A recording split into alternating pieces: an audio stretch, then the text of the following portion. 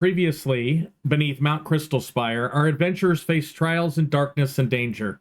Confronting cultists of Orcus, they uncovered desecrated altars and sinister experiments gone awry. Last session, you guys returned to camp. Vaultkeeper Dren Hollowstone tasked you guys with exploring newly uncovered passages hidden since before the Rising, which connect to the deeper tunnels of the Deep Dark. Your goal is to reestablish contact with its denizens and secure access to crucial aetherglass mines. So we ended last session as you guys took your long rest. You had made requests of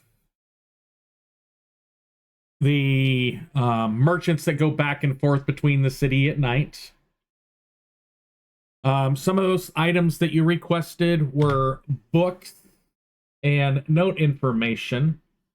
I'm just going to summarize it for the purposes of the stream.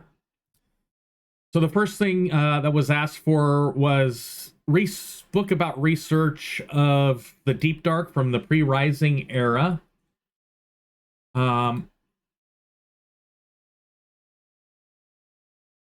So that's the wrong one. Echoes, there we go. Echoes Beneath the Surface, a Traveler's Guide to the Deep Dark. It was written by Thaldrin Ironvein, and it contains a comprehensive introductory guide written pre-Rising, detailing the environmental conditions, known hazards, common flora and fauna, and various cultures and factions residing beneath the Kingdom of Khanda.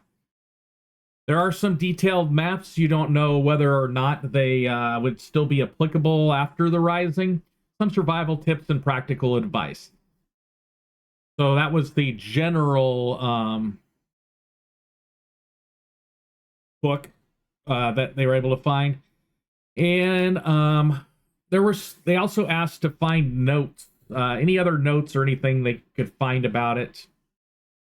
They were able to come up with just doing some quick stuff. They came up with 8 different notes that I'm going to leave on for the party to actually read. The thing is, the book quite expensive.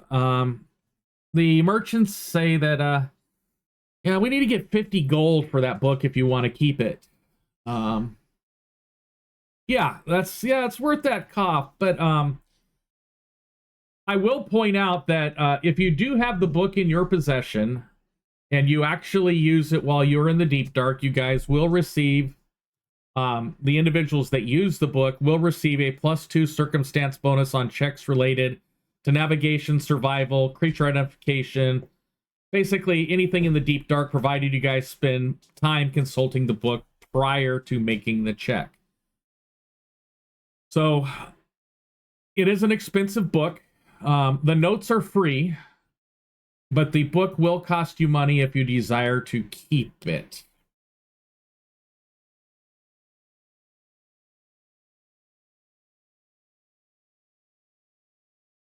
Okay.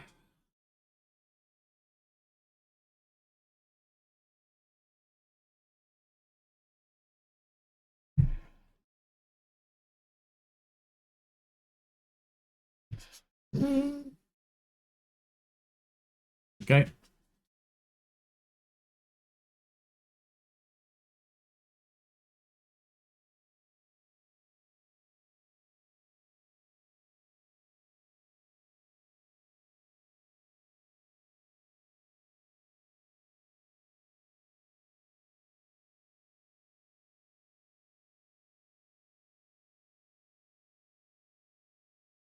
Nope, it's you can just get rid of the gold. I've got it in the journal entries. Okay. And the other item that they got for you was a Tinker's Kit.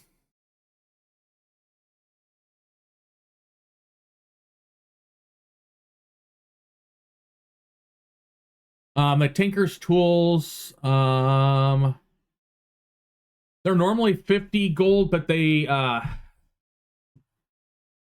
will sell them to you for 30, because you are doing stuff for the excavation.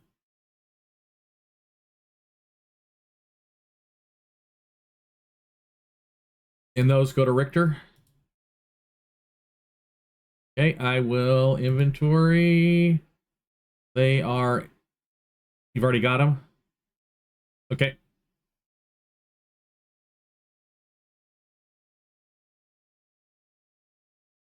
So we did do the long rest at the end of the last session. Get to the right screen for Twitch. So we got all that done. Took care of the admin hours.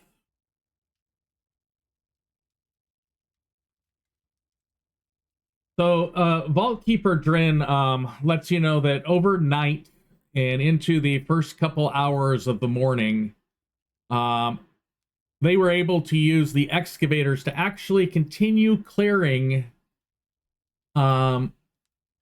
the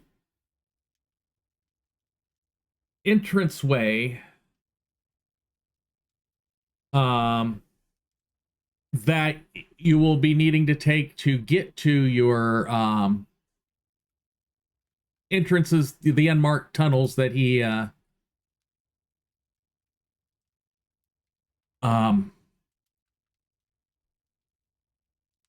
told you about. And I know we discussed this last time, but the length of the journey to the tunnels, how long is it? I need to bring your volume up. Just, can you say that again? Sorry, what was how long is it going to take us to get to the tunnels? Oh, 15, 20 minutes. Oh, okay. So Yeah. that's not a long. I thought it was going to take us some time. Oh, no. It's they found them as part of the actual excavation that they were conducting. Oh, okay. Cool.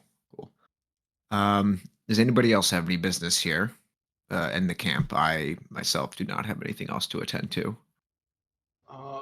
Felzik will say, I am ready to set off, holding his newly acquired book in one hand, like a nerd ready to get bullied.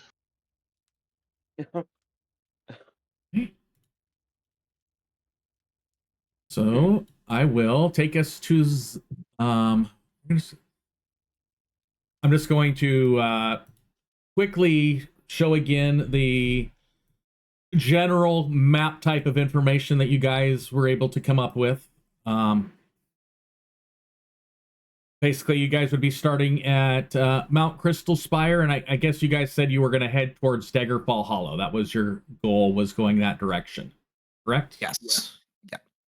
Okay, I need to pull up my random numbers that we generated, just so I have them available. Okay, so I'm going to take you to the Theater of the Mind screen, and we're just going to make our way through the caverns. So there's 3 different basic rates of travel while you're down here. Cautious is about 15 miles a day. Normal is about 18 miles a day. And pushing it is about 24 miles a day. And those are all 12 hours worth of travel. I'm going to base everything on the normal to start off with, unless you guys tell me otherwise. Normal is basically 1 hex that was on that big map every 2 hours.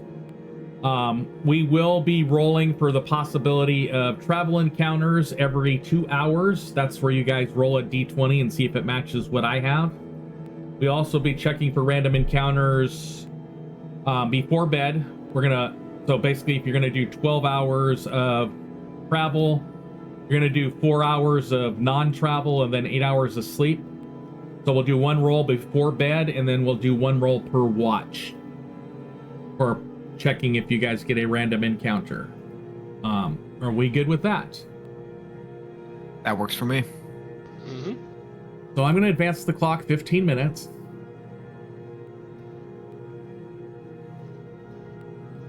And So, crew, real quick, what do we think about pacing between the cautious, normal, and dangerous? Do we want to just stick with normal for now and see how it goes? Feldic will suggest normal, yeah. But we are good on time. We have many days of cushion in case something comes up. Yeah, I doubt there'll be too much danger to start the caves near the surface. Okay. Yeah, so then, yeah, that works for me. That was what I was thinking. Let's do normal pace for now. See how it goes. bring up your guys' token cards, and I'm going to fix this a little bit. Okay, as you step away from Mount Crystalspire down into the tunnels below, the entrance that they found leads you into a series of tunnels marked by abandoned carts and rusted mining picks. Evidence of civilization's reach centuries ago. All the stuff in here is pretty much in ruin, and that takes you the first several miles worth of it. Is there anything you want to do as you're going in this first place? We're just going to call the entrance.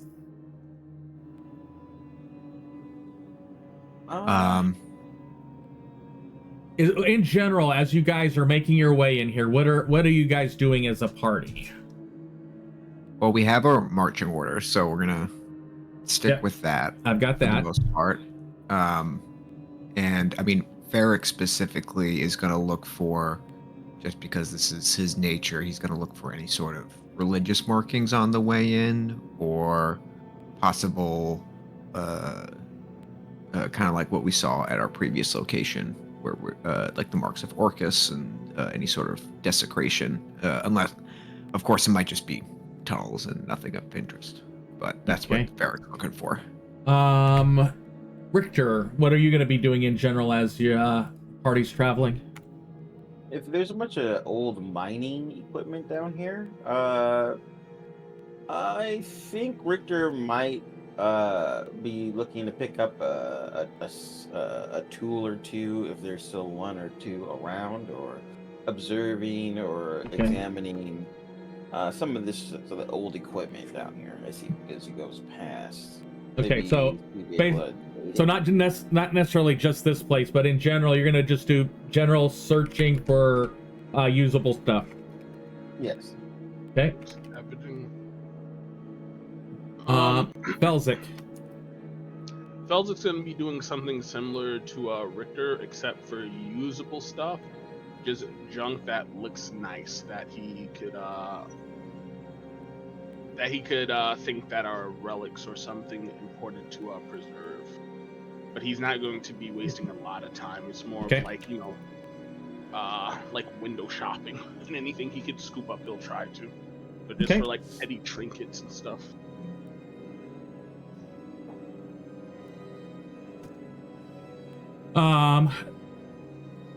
I would like. We have the book guys too to consult. Yes, as well. you also have the book guides to consult. So I am actually going to drag your tokens off to the side here so that I can target them for if we're gonna do any little checks as we're traveling. And Felzik will use the book or in the book wherever it's applicable if we have the time to. Yep. Their travel at the normal pace, there's enough time just for the general searches for you to be able to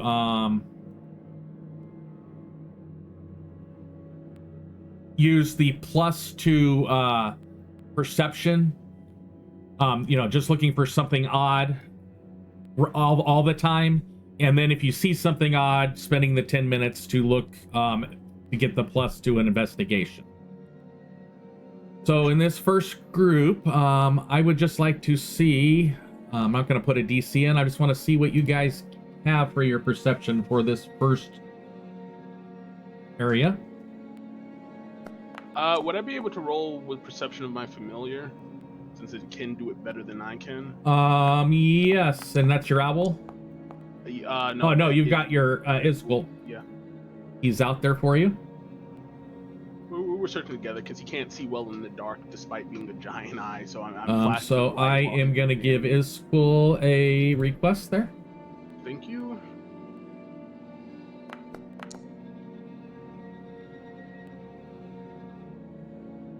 Let's see.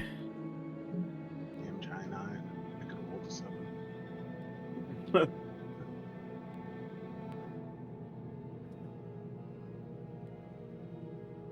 Okay.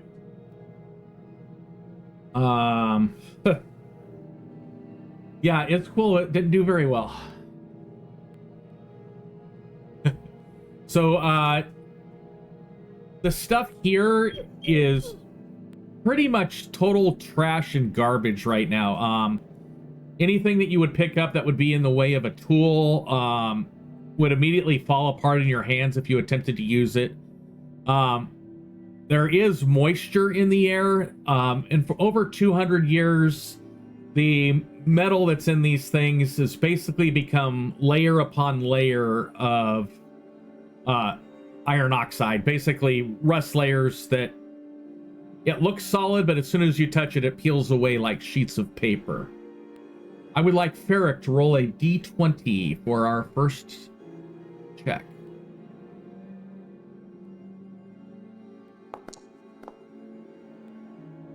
I need to go back and remind myself of that first number. Okay, yep, I didn't think it was. Nothing really of interest in that first 2 hours of travel. Cool. Getting you about 3 miles into the deep dark. Any questions? We've got 3 miles. How long did that take us time-wise? About 2 hours. Okay. We haven't seen any, what is the word? Would be endemic life? Any, nope. As of right now, you have not. Interesting. Okay. No, I don't have any questions. Ferric doesn't have any questions. Yeah, you Although have Ferric not will found in any the next life Sorry. in this first 3 mile area.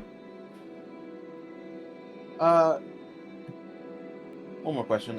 We were supposed to be looking for a certain type of crystal, right? Or Called aetherglass. aetherglass. No aetherglass, I assume. Nope. I guess I forgot about that. Ferric will go ahead. No, go ahead. You're about to do exactly. I was just say Ferric was going to attempt to use the book, and he would like to keep an eye out for any aetherglass on the next set of travel during the day. Have we seen aetherglass before? No, but you've gotten a description of it. Let me go here.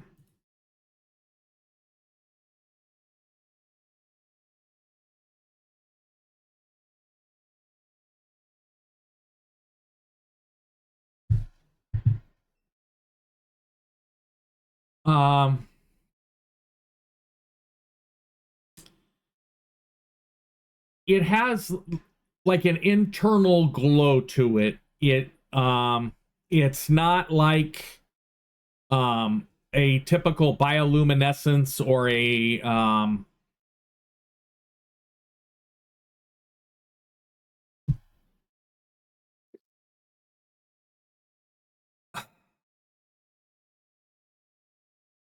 or a reflection from normal light. It is warm to the touch. It's slightly iridescent and it shimmers with faint starlight, basically. Often mistaken for quartz. Its true nature is only present under arcane scrutiny. It is warm to the touch when near magical energy and pulses with flashes of color when exposed to strong emotions or planar interference. Interesting.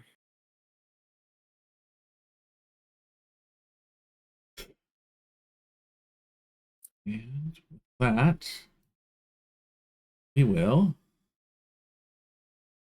As you continue further in your travels, ancient signposts lean precariously as you proceed through the tunnels. Inscriptions faded and unreadable. Stone markers, now moss-covered, indicate what potentially was crossroads from a long time ago.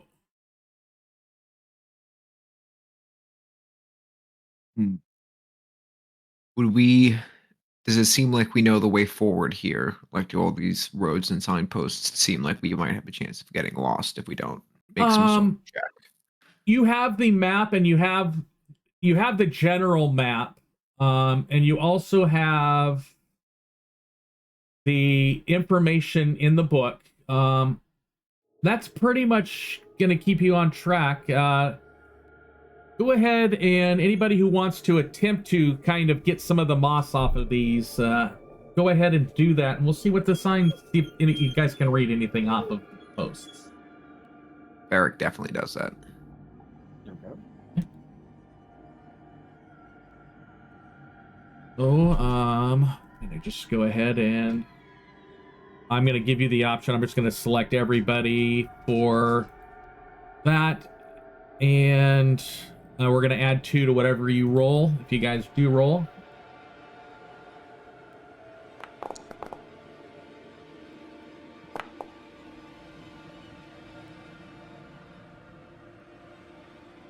Richter will not pop out. So Ferric, one of the things after you start scratching away, getting the moss off and stuff like that, you're able to read out the words iron root. You can't see what's on the final end of it, but there's definitely something that says iron root. And one of the signs in the direction that you think that you are supposed to be traveling actually states echoing caverns, and it points in the direction that you are supposed to be going. In the book, there is mention of the echoing caverns, where you research in the book says that any noise may awaken flying creatures in the area. Ooh, okay. So we're gonna can I consult? I tell everybody this for starters. I inform everybody of what I've learned, but I would also like to make some sort of check and consult the book, obviously, to see if there's another navigable route around that wouldn't get us, take us too far off track where we'd lose too much time or anything like that. We'll go ahead and history or investigation, pick one. I will do history. Yeah, I'm letting you use history because you got that book right in front of you. Oh, got a aggressive 7 with the book doesn't all the maps show that the main road goes through the caverns. There isn't much information on any side roads that completely go through. There's information about little taps here and there that potentially would lead you to I advanced the clock way too far. I advanced 10 hours instead of 2. I just fixed that. Like little, hey, this is where they harvested mushrooms. This is where they would potential mining areas, but no routes that would bypass that entire area. As far as you can tell in there. Okay. Felzik Richter, seems that our only path forward is through these echoing caverns that are quite a dangerous place. I just wanted to inform you that we'll have to be extra quiet lest we attract the attention of some flying monsters. Perhaps it would be best if you two would take off your armor for this part. I was if you gonna were to say try to be that. sneaky. But You the trying to thing go quiet? is, without my armor, I'm not that sneaky without it. But I am more protected with it on. So, Ferric, what do you say? Well, I'm in the same boat as you with that. I would much prefer to be wearing my armor in case we are to encounter enemies, especially down here. Who knows what foul beasts await us the further down we go into the depths. I wonder. I mean, I personally would rather wear my scale mail. But now, mechanically speaking, could we have people's familiars give people the help action on the stealth check? It's not trying to negate the disadvantage. I will let you now know it's not necessarily going to be stealth checks. We're going to be doing skill challenges if you guys make it that far today. Okay. So okay. One of those skills could be stealth for an individual, but it's a party-based set of skill challenges. I gotcha. Okay. Okay. I'm definitely not going to penalize you just because you're an armor wearer. I'm giving you options, and you've never played with me before, so don't worry too much about it. Stealth can come into play, but there will be other checks available for you if you don't necessarily want to use stealth. Okay. I will leave my armor on for sure. Actually figured out how to let you guys roll the magic number. I'm going to put the number in. That is the magic number. Just so that you guys... so Richter, in these the signpost area, please go ahead and roll the d20 to see if anything randomly comes out at you. And no, it didn't. Because you guys, if you see there, your magic number, the first magic number is the number 2 that I put up there in the DC. So if you roll a 2, that's when you will get a random encounter. So the second 2 hours, bringing you to noonish, passes pretty much without issue. But as you leave these crossroad areas and make your way a little further, following that signpost that does say the echoing caverns, your footsteps start to echo loudly, reverberating through enormous chambers lined with stalactites and stalagmites. Every whisper that you make carries ominously far, unsettlingly quiet. From the shadows above and below, soft rhythmic breathing echoes as indication of numerous creatures slumbering nearby. Your only option is to cross this chamber silently, or risk waking whatever rests in the darkness. So we have a 3-phase set of skill challenges coming up. The first one is for identifying safe path. You are going to be allowed to use perception, nature, or survival. Perception would be to spot loose stones, gravel, or hazards that may cause noise. Nature, identifying areas of fungus or moss that might muffle your footsteps.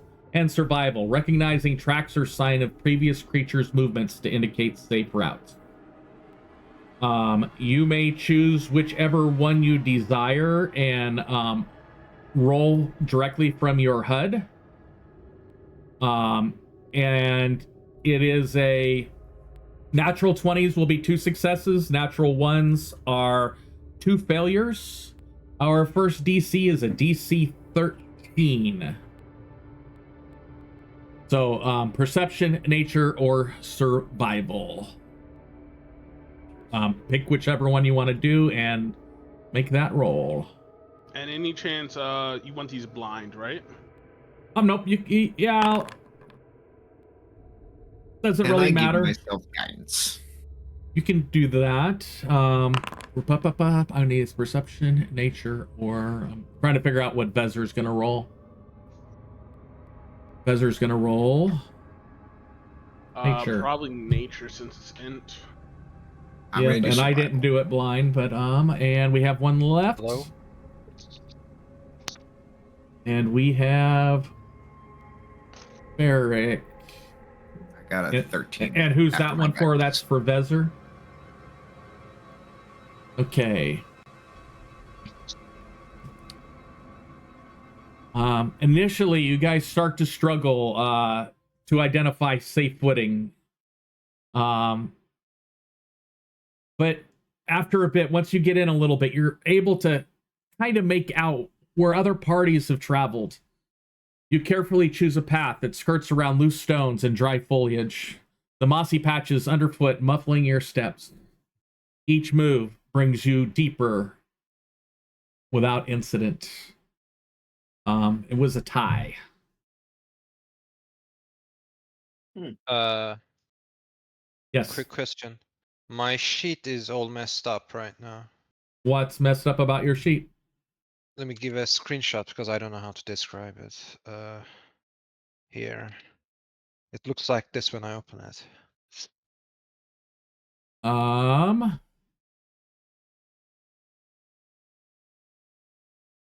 It should not look like that. Let me do something really quick to your sheet. We're going to... I'm going to take it back to here. We're going to click save. And then I'm going to bring it back to here. And I'm going to click save. Close your sheet and reopen it. Let's see. Reload the Foundry. I also quickly noticed that other sheets are the same, so it should be my end of the problem, not the... That's what it sounds like to me. I will restart it. I don't know why it looks like that. Maybe the...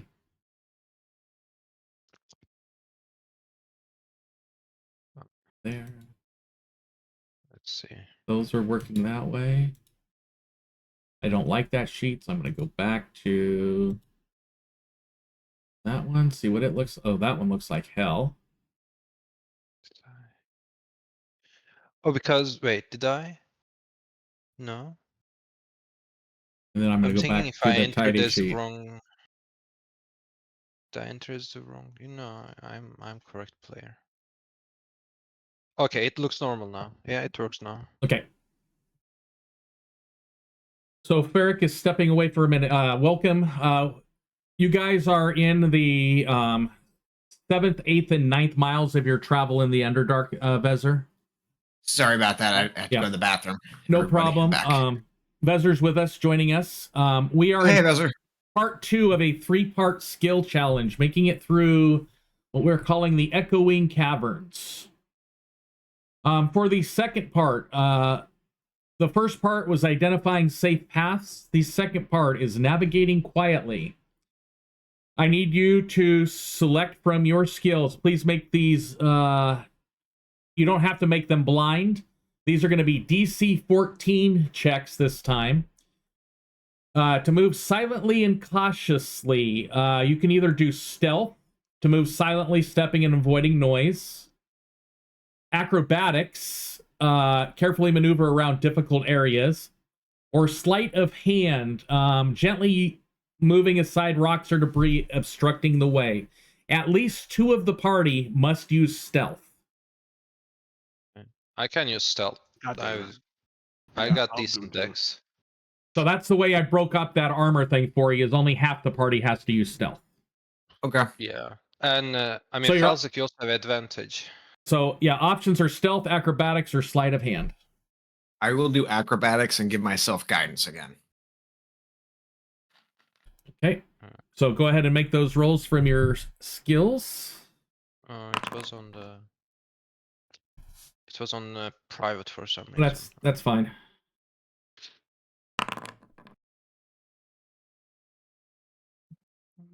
I got an 18.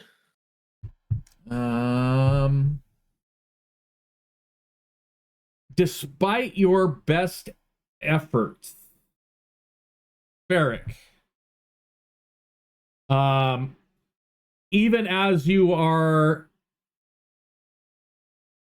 trying to maneuver around the difficult areas without disturbing any of the objects, you're making an awful racket as you do so. And Richter, some of the stuff that you're trying to move aside, you're not being too gentle about it, and it makes noise. Despite your best efforts, your sounds are echoing ominously throughout the chamber. You start to hear the creatures within stir a little bit more. Next one. Maintaining composure. Your goal is to keep calm and adapt quickly due to the noise you just created. This will be a DC 15 check. You may use either insight to quickly interpret signals and adapt quietly to emergent challenges. Animal handling, trying to mimic the ambient sounds to soothe the creatures around you. Or Arcana, using minor illusions or magical effects to subtly mask any unexpected noises or divert attention. Mm-hmm. So insight, animal handling, or Arcana. Yeah, I'll definitely go with Arcana. I'm gonna do insight. Ooh. This is gonna be nasty. Big nat 20. I set mine to public roll. Let's see if it works. Okay, it's working. Yeah, mine was a hidden roll. So Vezir with that nat 20, that's 2 successes. Ferric, you succeeded. Richter, you succeeded. So you guys succeeded that challenge. And with that, you succeeded 2 out of the 3, which means you did not disturb the denizens that were there. So the potentially set encounter you succeeded in bypassing. Now let's see if there is any random encounter. So we're going to do a random check. And this one would be for Felzik. There's a roll in chat for you for our random check. All right, let's try to hit that magic number, guys. Come on. Yeah, there's 2 20s on your random checks. So that takes you, that's your third set of 2 hours. You've traveled for 6 hours now. Let me get to my notes. Was it the magic number?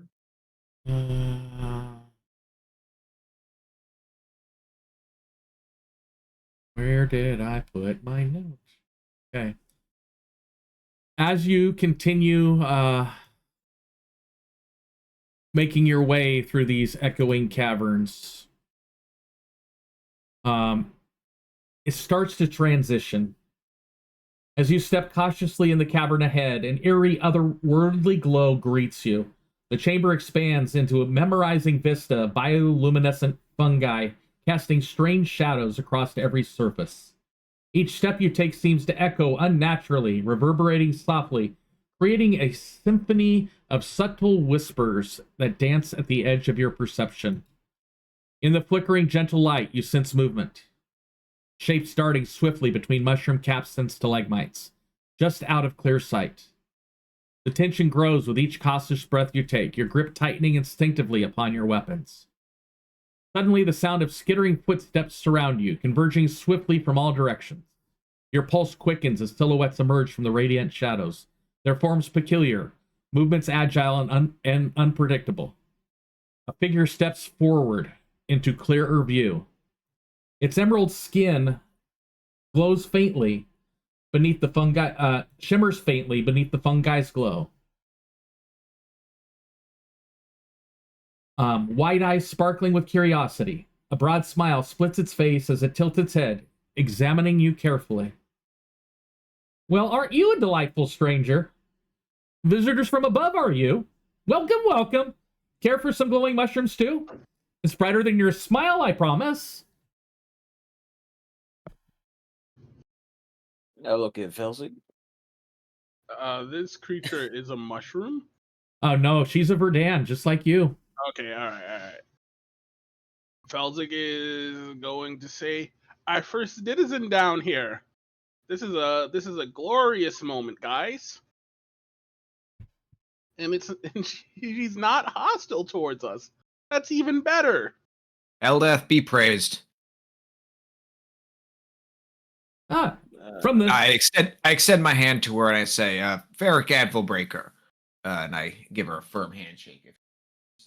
She looks at your hand in interest and doesn't shake it.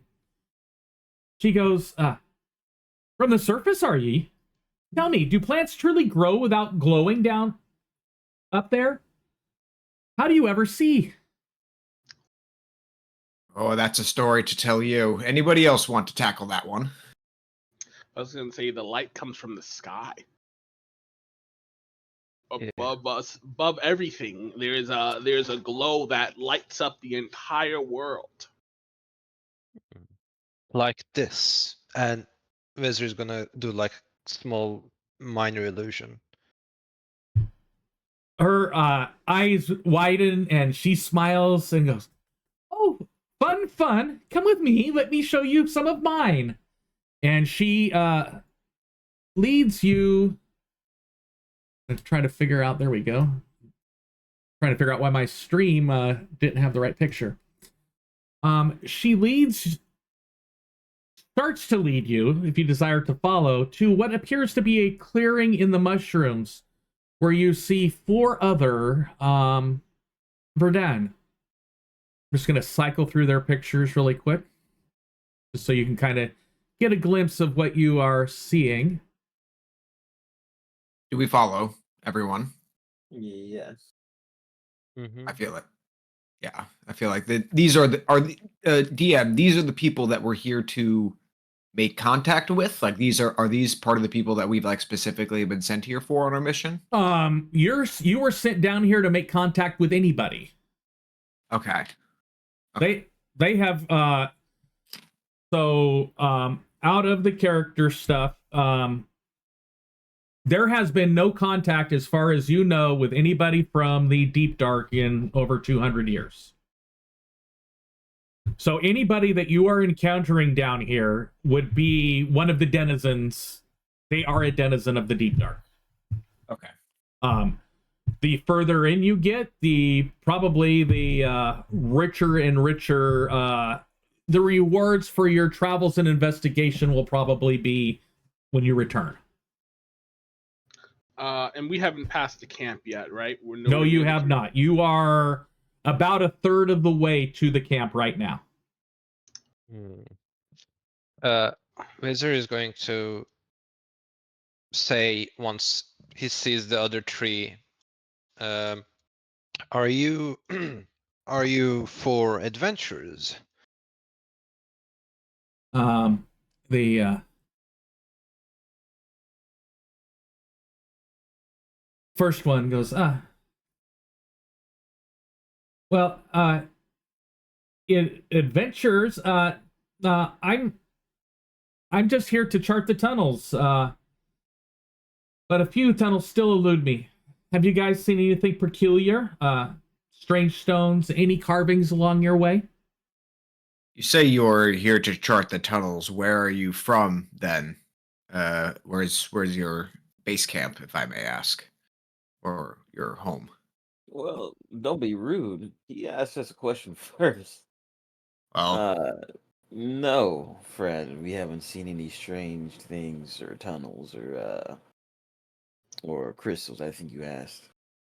But we had just come from a cavern where almost every sound echoes to its depths, rattling the creatures from deep within it. But that is the only place we have even been able to reach so far.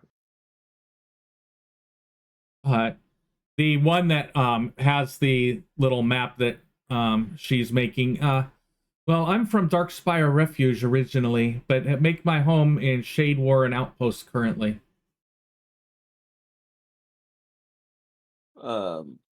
We're actually down here to make it to what's the name of that town? Daggerfall Hollow, I believe. Uh, and if you have a map there, do you mind if we take a look at it? I would like you to sure, looks as you can. I would like you to roll a investigation check with the +2, comparing the map to what you've got in your book. Could I give whoever wants to roll an advantage by using silent image to make like an enlarged copy of the map so it's easier to see? Sure. Like a 3D projection of the map. So advantage with a +2. Advantage +2. Situational bonus +2. I hope that adds that to the formula. Advantage. Oh man, I thought I'd roll a little bit better. Yeah, pretty good. So it says +2, +2, +2. Yeah. One of them is probably plus, your investigation. One of them, one's proficiency, and one is yes, the +2 you get. Okay. I like Pathfinder because it specifically tells me what each of the +2s is for. Like, wait a second. Okay, I got it. You can tell by looking at his map,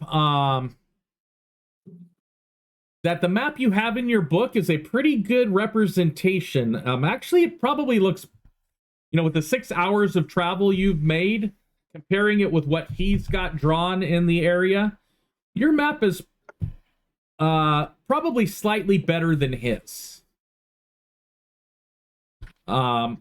Your map, on one hand, does not have little markings on it for what the current stuff is. It just basically gives directions and where the old towns and cities were. His map does have slightly more detail in it. Why don't we share information, friend? We also have a map, though it might be a little bit dated. It does seem to be fuller in some aspects, and I'll wave over who's got the map, and if we got them like spread out on a rock, I'll lay them side by side. Of course, if you could make a 3D image of this too, Felzik. Yeah, Felzik would do exactly that. Make a new map with the both of them overlaying each other. Okay. To fill in the holes the others is missing. So I am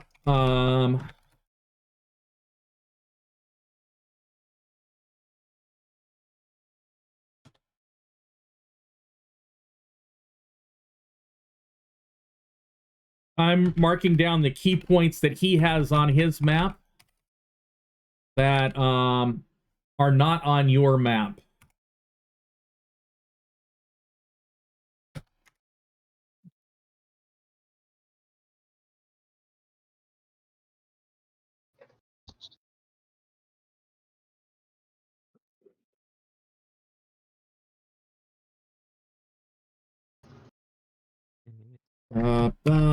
And there's 3 more.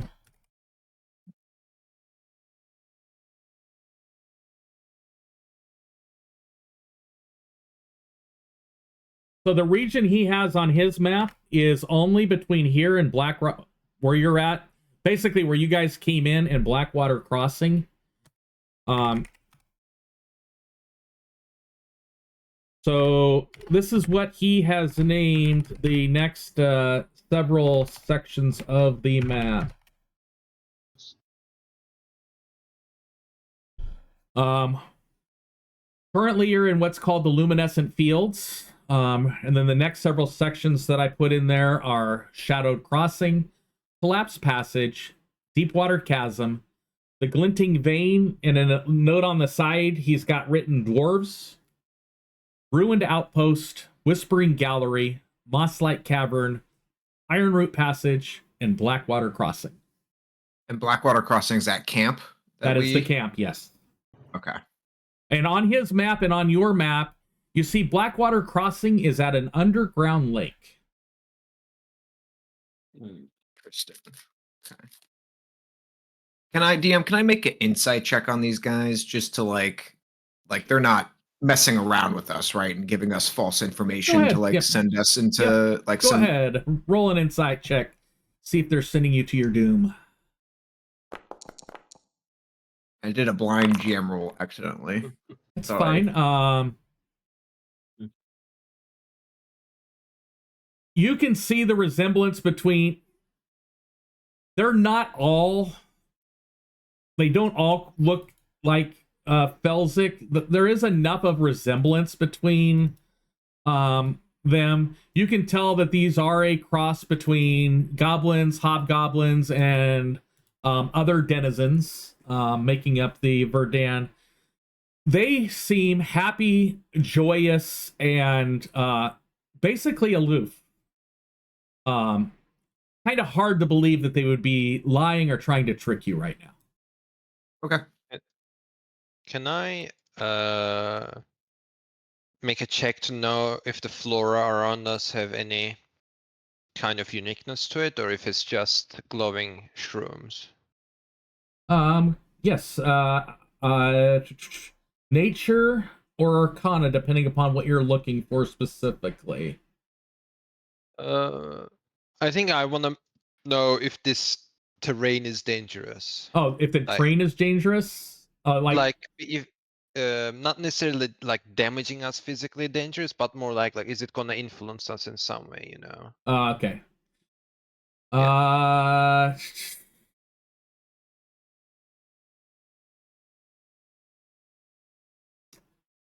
Survival or nature?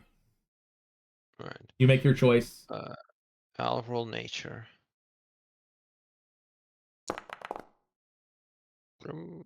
That was a journey on that dice.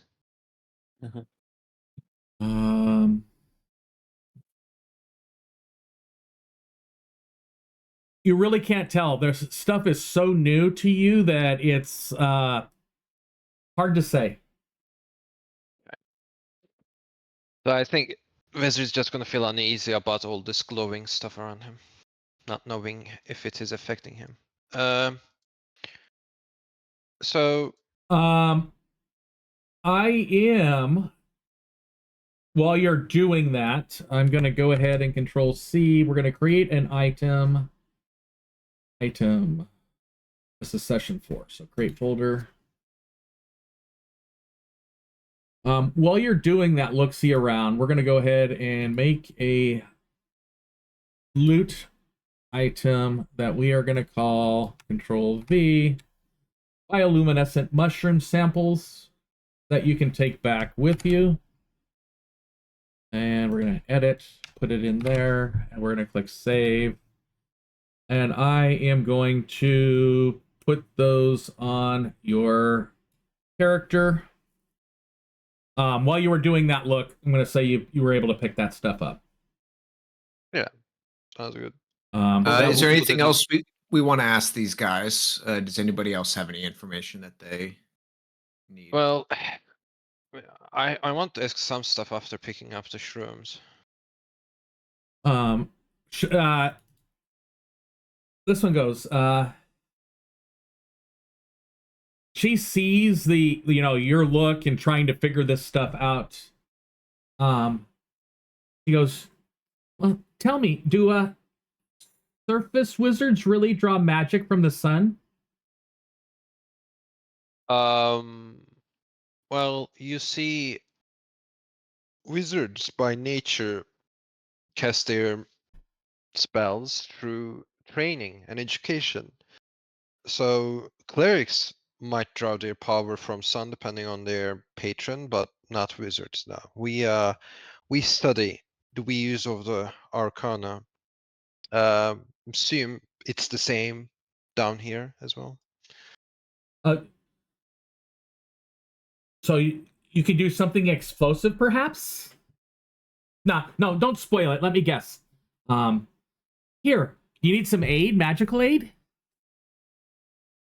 Or perhaps you would enjoy helping me test my newest spell. Don't worry, eyebrows grow back eventually. I really like the opportunity to learn more about the magic native down here, but we really have a long way to go. And as for your first question, let's just say that I can't really do explosive stuffs yet. I am, by all accounts, still initiate in my training. And as you're saying that, this Verdan, where did my one note go? Dang, I hit X instead of the other key.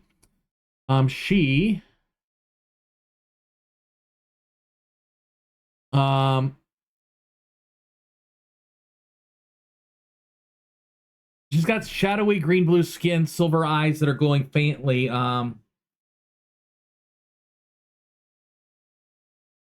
She approaches you and goes, as she sees you guys talking and doing your explorations, well, it's rare to have guests from above. Seeking rest, refreshment, perhaps? You can always join us in my inn, as she points behind her to a mushroom. Wait, is the mushroom big enough for like to have a door on it and clearly like walk inside? Oh, no, my inn hides behind illusion, but hospitality never does. Rest your weary bones and perhaps share a tale of the world above. I believe we are a bit of a time crunch here, but I'll leave that decision to the rest of the crew. Wizard is gonna look at our others with like bit sassy eyes, you know. He's not sure. Can I make another insight check Sure. on what she just said? No problem. And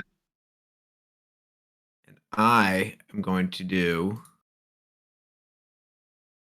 Why does it keep making me do GM roll? I don't understand what's happening, but I'm also going to do guidance. So add 3 to whatever. Well, by default, insight, perception, and stealth are blind rolls.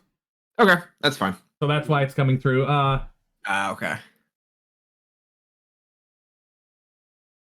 She seems inquisitive. They're the first denizens you've seen. You're the first surface dwellers she's seen. And seeing Felzik with you, kind of sets her aback.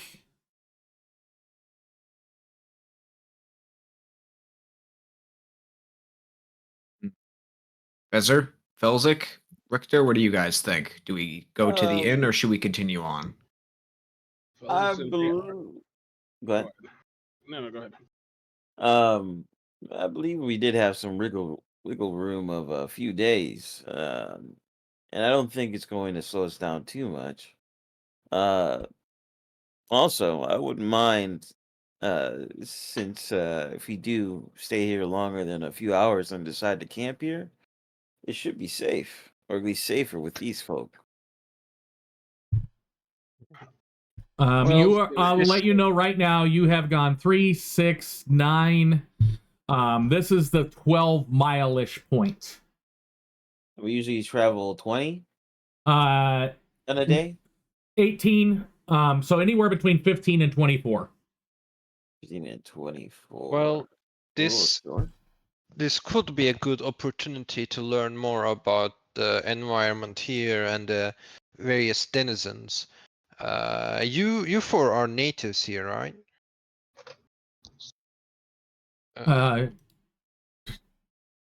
Of course we're from the dark.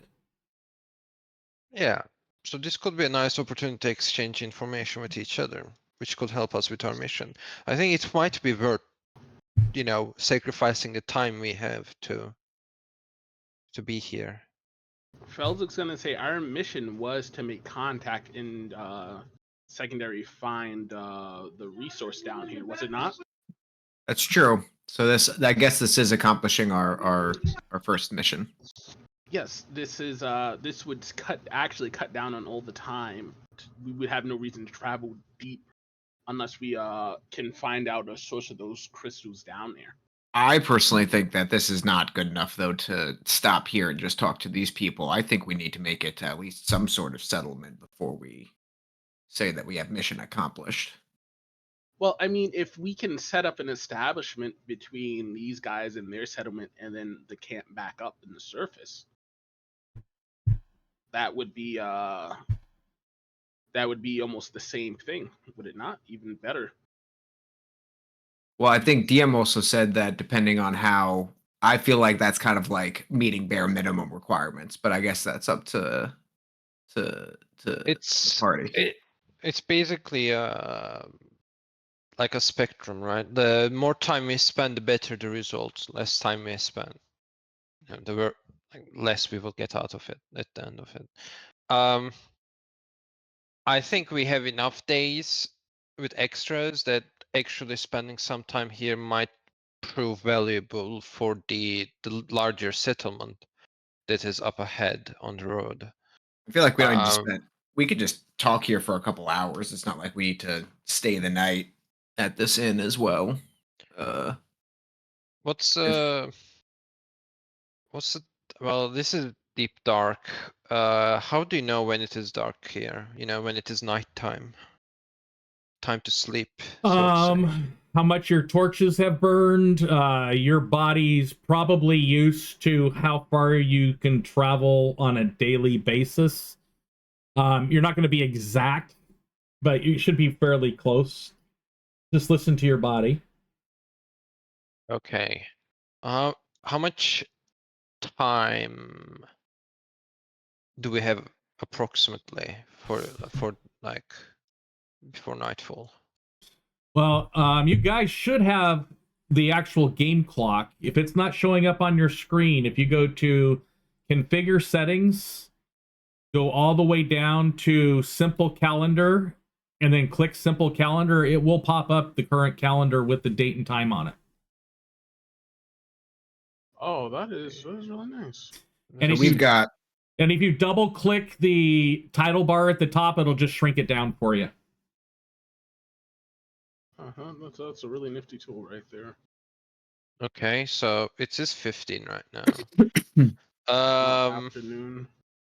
Well, if we spend 2 hours here, it will be 17, and I feel like if we spend even 2 hours here, we probably should just stay the rest of the day, because otherwise we will have to travel at, on surface nighttime, which might be extra dangerous down here to travel. So here's the thing: there is no difference between day and night down here.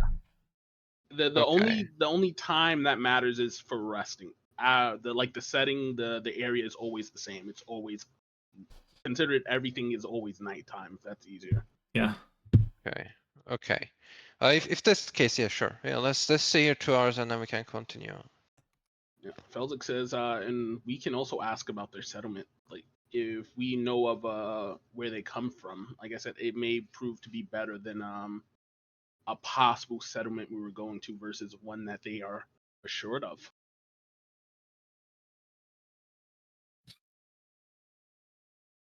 And I don't know about the rest of you, but if they got a drink in there, I wouldn't mind trying it.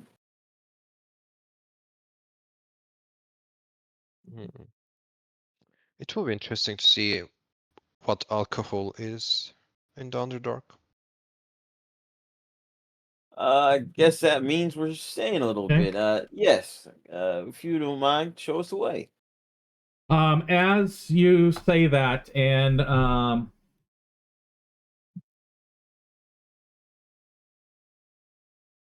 you see the mushroom that she was pointing at before gets larger and larger.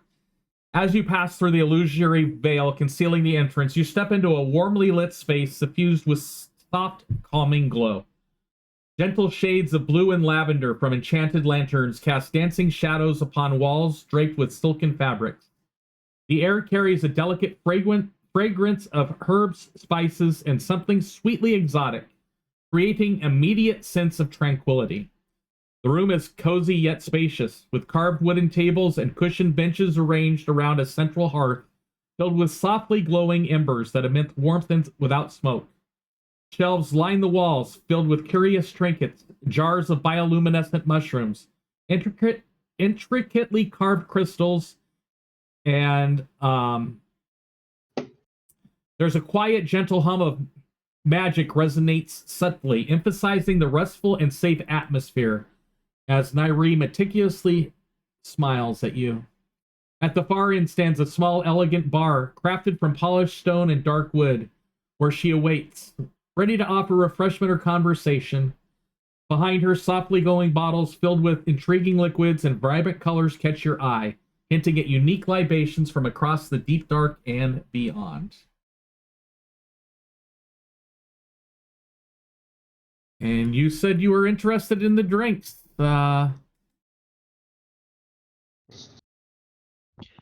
Just for me at least, I will just like a taste. I don't think I will. Well, we have my special Nairi's Twilight Elixir. We have some Veil Shadow Tea, Moonlight Mead, and Blackwater Ale in addition. I'm sorry. You said You say Blackwater Ale? Blackwater Ale, yes. Good. I'll take a mug of that. Okay. Ferric stands up. Make that 2. So 2 mugs of Blackwater Ale. I'm going to give you a general description of it for you. It's dark, rich, with an earthy flavor. Brewed from grains and fungi harvested near subterranean lakes. It's robust and hearty.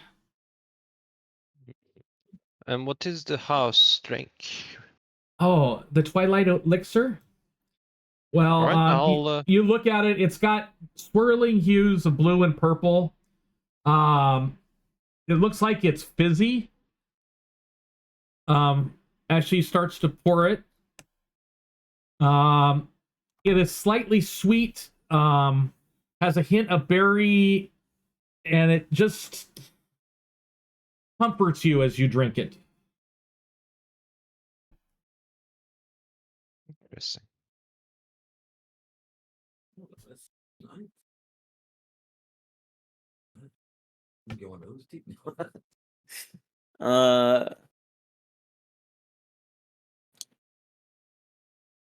They wanted some tales from the surface, so he'll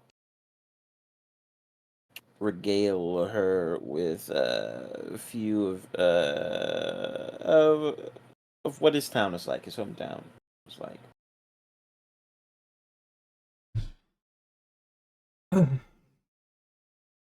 As you tell your story, he nods along.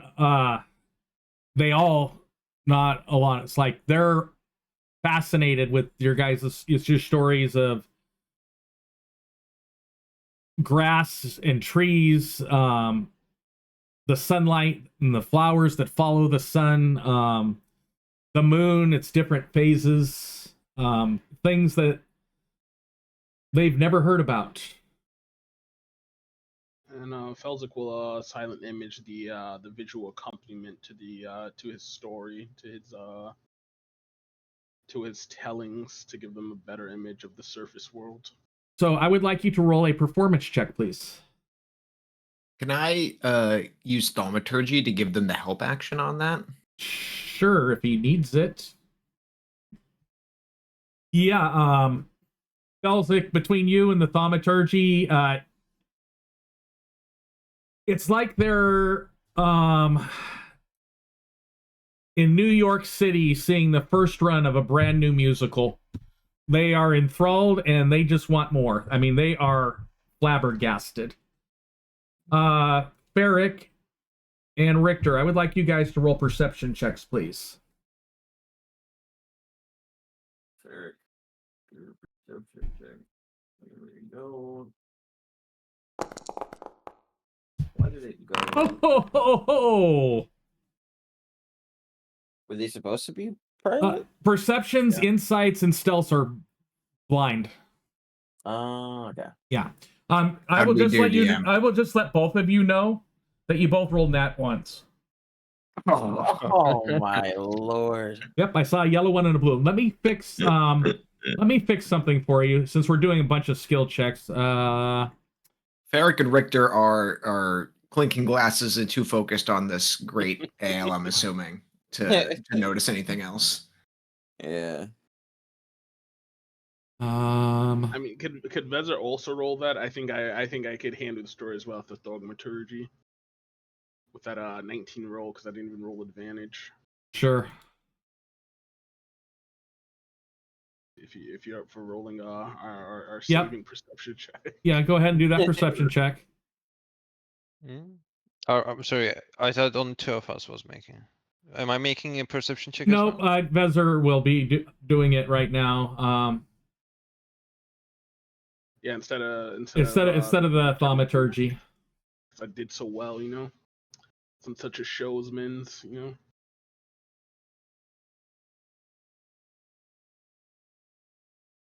Okay. Vezir. Okay, I'll make a one. Oh no, Perception check, right? Vezir. Who was doing the illusion? Felzik was. Felzik Fel- doing the silent image. Okay, so Vezir will be doing the. Oh, who was doing the thaumaturgy? I was doing the thaumaturgy. I already made the perception roll. Okay, you already That was did the Ferric. perception roll. Yeah, Okay, so Ferric. we're good at the Vezir is we're good at the Was perception. Felsic making? No, Okay. Felsic, he was doing that. So I'm going to. We're gonna do this. I'm gonna do add to page, and we're gonna do. So you're asking in general. You're trying to trade information, right? That's what it sounded like you were trying to do. Oh, no, I mean, we could do that. I was just being friendly. Okay. Accommodating. The map maker provides you with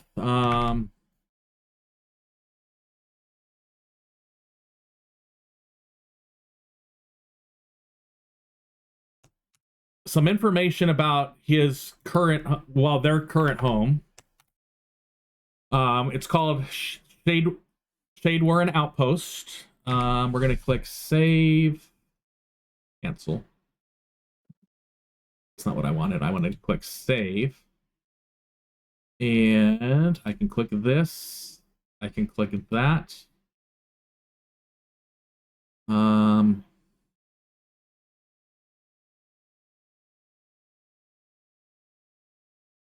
Click okay, I don't want to do it that way. So we're gonna do. Go ahead and close that, please. I'm gonna go ahead and make a brand new. We're gonna make one for player known lore. And I'm gonna add a page. Shade Warren post. And Control V. Save. Show. Make you guys observers. And I'm gonna make you guys observers of that one. Okay. So while you guys are doing your thing and you're doing your talking, taking your drinks, Shade Warren Outpost is a fortress. It's the last secure checkpoint before you get into some deeper zones. It has a barracks, a chapel, a vault hall. In particular, that chapel, Ferric, it's a shrine to Eldath. Ooh. as well as Arion. Ferric is definitely his ears perk up. What's he hear? What's he? Okay. Shade Warren Outpost is about 70 miles from Daggerfall Hollow. So you're talking 3 to 4 days travel to get there. Probably not something you can do in your current time, maybe. Don't know. Most definitely not. That's way too much. And the warden's there. The warden's name is Thrin Helmvane.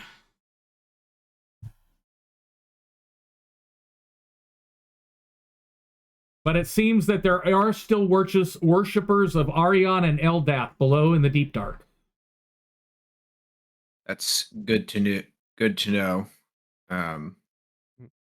It means the everybody hasn't fallen to depravity and dark forces, at least if people are still following the light of Eldath and Arion. Well, just because this is the Underdark doesn't mean it has to be depravity and evilness and all that. Well, I was just saying more because after the calamity, who knows, what, with great destruction and devastation after what happened 200 years ago, who knows what sort of trials and tribulations the people in the Underdark had to face. Yeah, that's fair. That is a good save. I almost thought you were a racist. What can you tell us about? Go ahead. What can you tell us about this this town? That's which town? Oh, so I meant more like politically. Daggerfall Hollow? Are you talking about the town Yeah, we're aiming for, or their hometown? No, Daggerfall Hollow.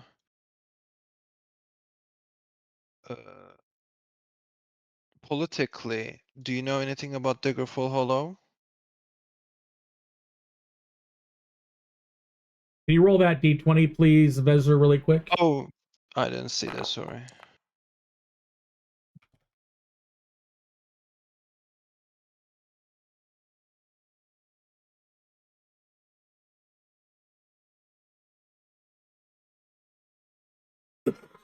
Okay, did not roll the rando number. Okay, here, let me get a drink really quick.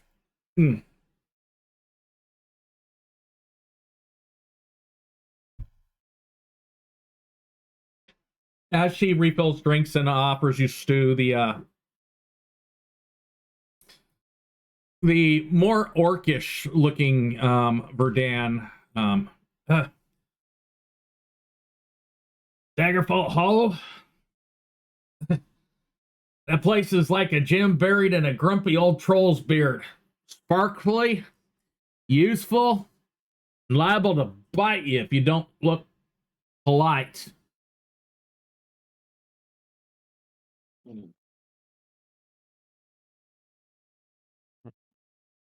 Okay. Do you Sounds know like an what? interesting place. Do you know what type of racists occupy it? Racists.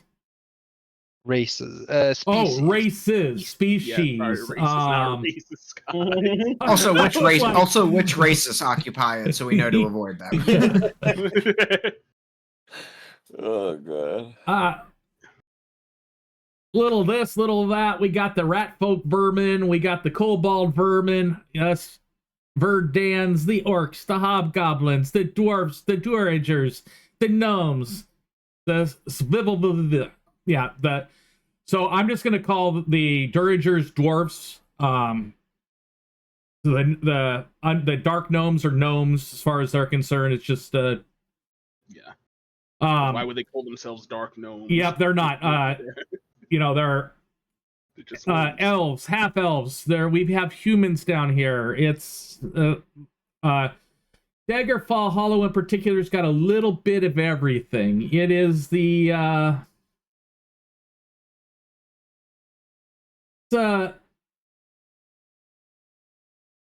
major settlement. It's let's just say it's considered a neutral hub, a place where those of us of the Deep Dark and traders can barter, rest, and exchange news in, let's say, relative safety and peace. And does it have some kind of governor or authority figure we should be aware of? It got a council of Deepstone there. It's a tri-faction council. I see. Do you actually know if this council will be up to rebuilding contact with the surface? Do you know like the general vibes people have about establishing once again communications? Well, one of the groups on the council, the Echo Tribunal, they're quite interested in pre-rising interests, and supposedly some links to some air breathers, noble bloodlines. Oh, well, I don't like mentioning my age, but I was born before the separation, so I might be able to help with that. Are the other two factions in the council opposed to having a Not necessarily. You've got the Stone Wardens.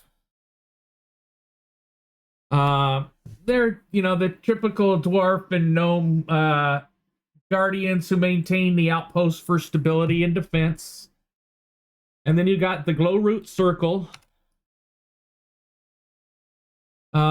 Those are the Verdan and Cobalt civic voices. They try to make sure that the working class and the trade families are taken care of. And then, like I mentioned before, the Echo Tribunal, they try to make sure historical interests are represented within the Council of Deepstone. Well, it seems like we know who we have to talk to when we get to Daggerfall Hollow. It seems that this council will be who we have to convince, and I think we may be able to do it given each of these factions' goals. I believe connection with the outside world would help them each in their own way through various means. Then the little one, as you guys mentioned this, and she's looking at you, Vezir, specifically because of your magical things before. Careful though. Magic's regulated there. What do you mean by that? Minor enchantments and illusions are commonplace. Dangerous / battle magic type stuff or uncontrolled magic will quickly get you exiled or worse. Oh, that is very good to know. Oh, why the strictness about the magic? Is there a bad history? Wait, can you repeat that, DM, about the leveling that you just said with her? I will copy from my notes about her and the city. Control V. Magic is regulated. Minor enchantments and illusions are common in shops and inns, but dangerous or uncontrolled magic will quickly get you exiled or worse. The dangerous magic are anything that you have to roll a spell attack roll for. What they consider dangerous. All right. So like, charm person would not necessarily be dangerous. I would put that in the outer realm of the enchantment type spells. That you want to be kind of careful with that one. Okay. If it fails, especially if you're going against somebody from the council, it probably would not go over well for you. Yeah. Okay, that's interesting. So is this because of some bad history that happened years ago? What's the reason for this?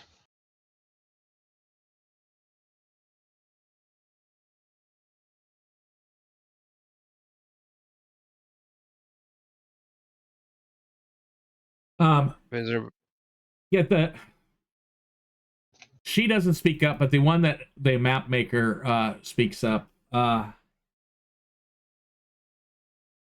The Shimmerwake conflagration about 150 years ago.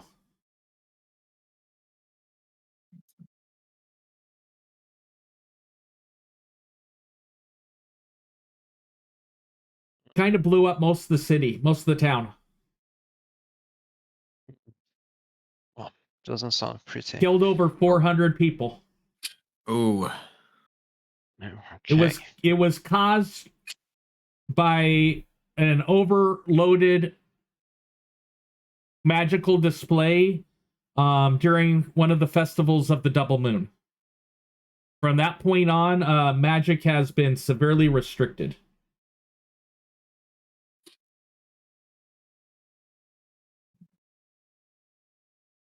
Ooh, okay. I have a separate question. Are there any temples in Daggerfall Hollow? Oh, of course, yes. Temple to Eldath and Arion. Ah, incredible. Incredible. So yeah, go ahead. Sorry. No, that was it. I just want to ask, for the route we will take to this town, can you tell us what kind of dangerous creatures that might be lurking around, so we, in case we find trouble, we know what to expect?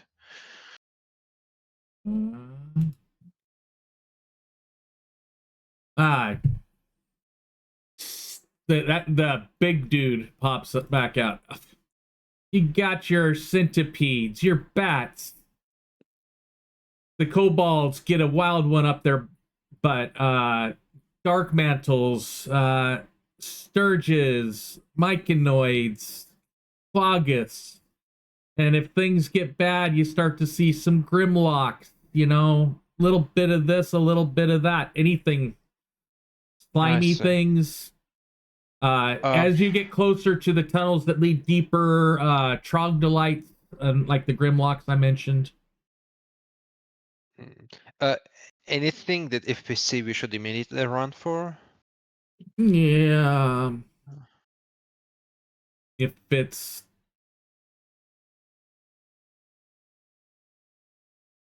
bigger than you?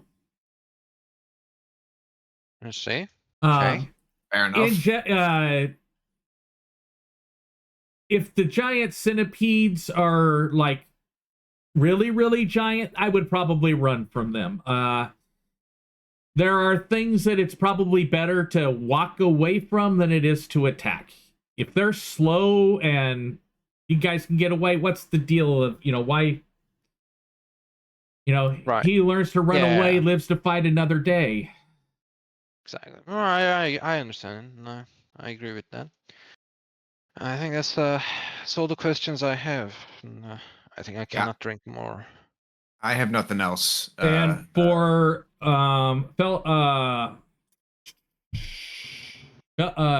Peric, the names that you are particularly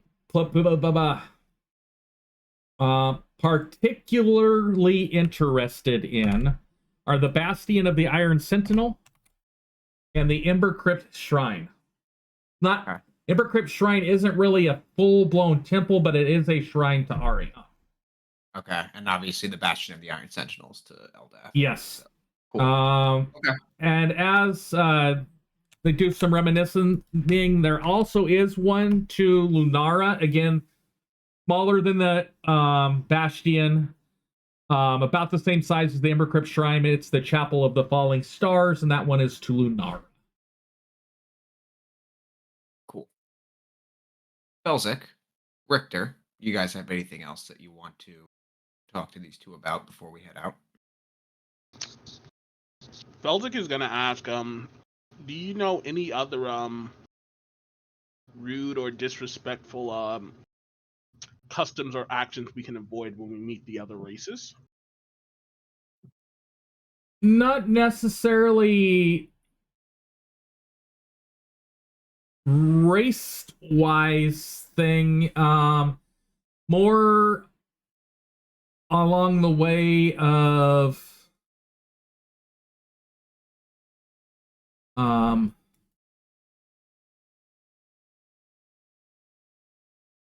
don't try to push your top-sidedness on us. Don't try to show that, try to make believe that you're better than those of us that live down here. A lot of us live down here by choice. Some of us are down here because we're trapped. Some of us live down here because we've been shunned by those on the top. It's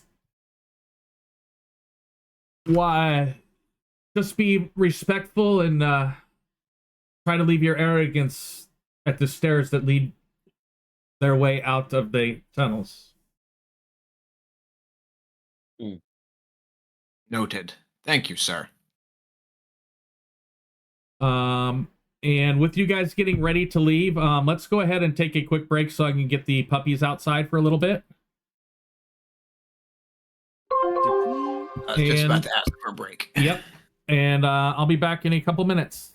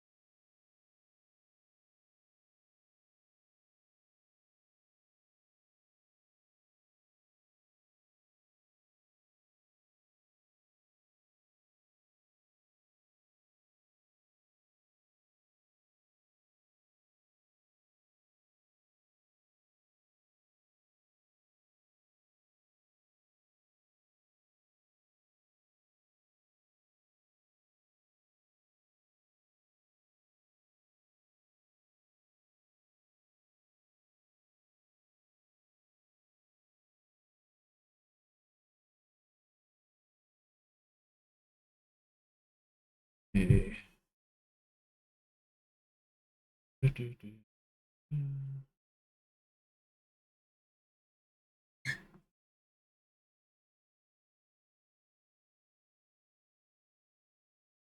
Fix that one.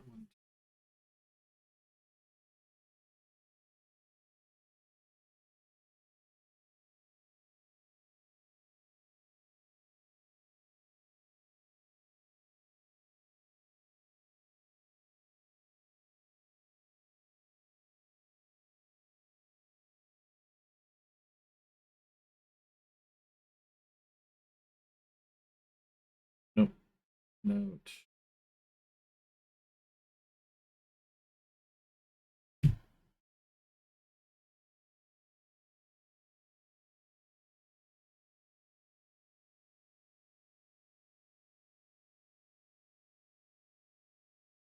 Lock. Waiting on Ferric.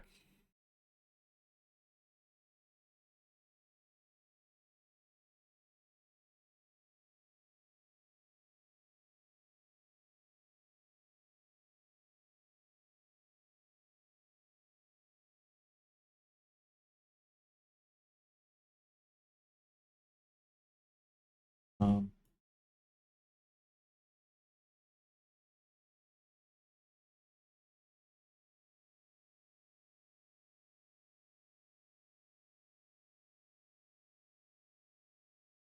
okay.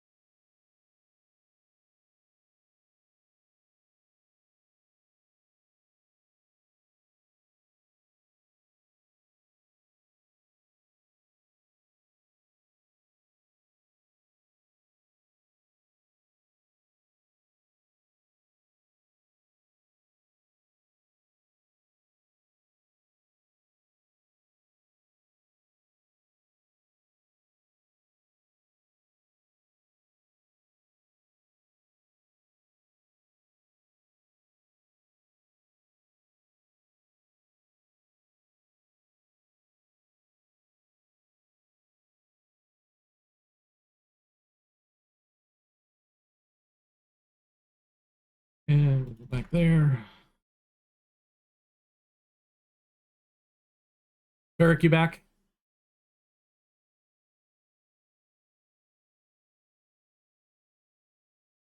Can anybody hear me? Okay. So just waiting on Ferric. Let me get my regular stream screen up.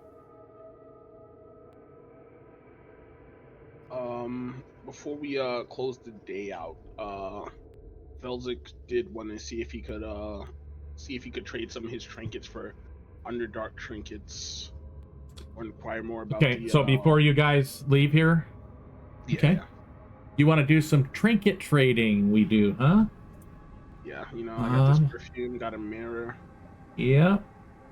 Surface world smells. Okay. I don't know if they could do glass down here. I will. I do have a list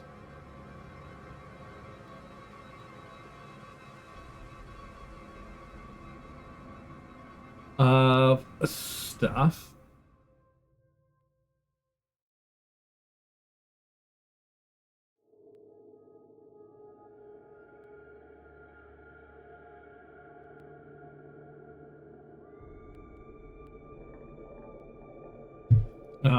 Once Ferric gets back, I will go through that.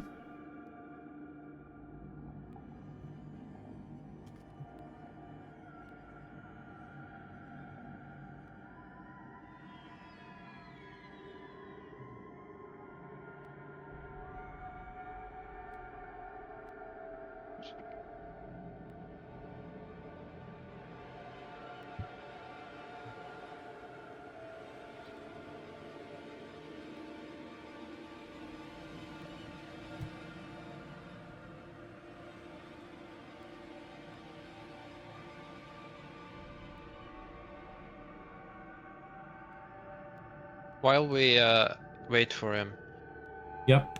one thing I've seen in couple of Dungeons and Dragons game was being able to train yourself to gain like tool proficiencies.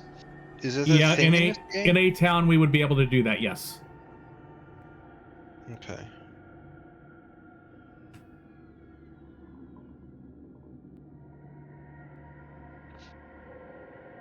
How are the other games going? Did anyone kick the bucket yet? No, we had a very eventful session yesterday, let's just say. Oh, interesting. Sorry, I'm back, everybody. Zero combat, but very pivotal to all 6 campaigns. All 6 campaigns. Oh wow. Someone got a equivalent of a genie wish happen there.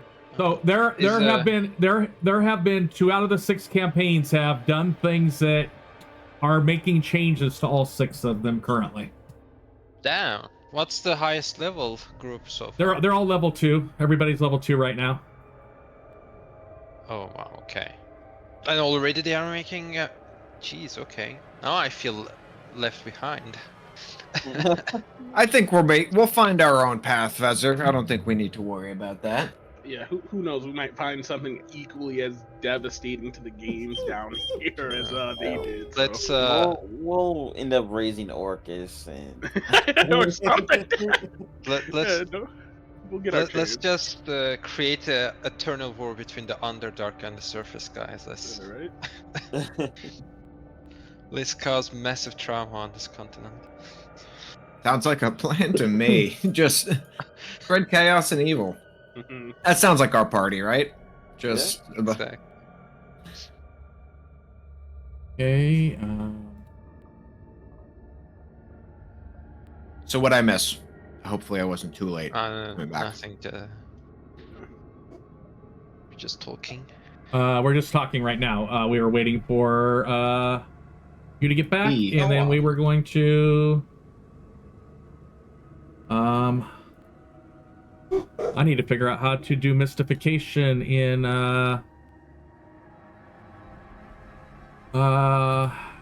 D&D.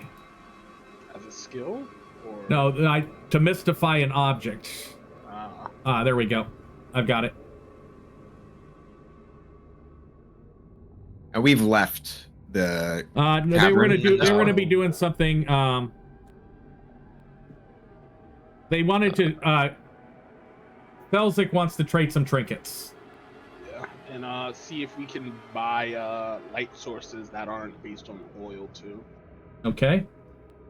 For your mirror, Kix, she's the little wizardess. That little pendant that's on her, that she's wearing, he will trade you that pendant for the mirror.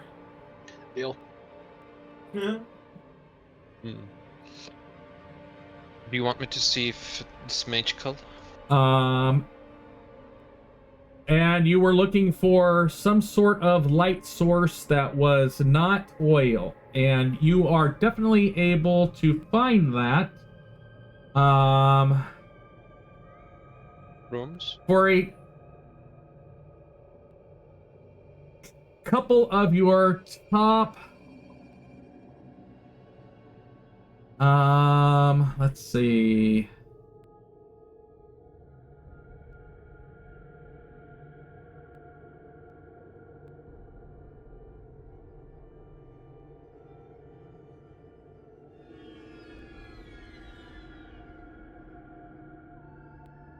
So the bioluminescent mushroom samples that were already picked up from by Vezir, they do give a soft glow off of them, just, you know, like within 5 feet dim, no bright.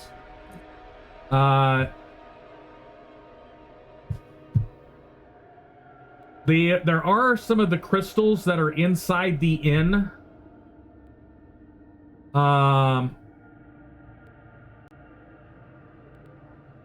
That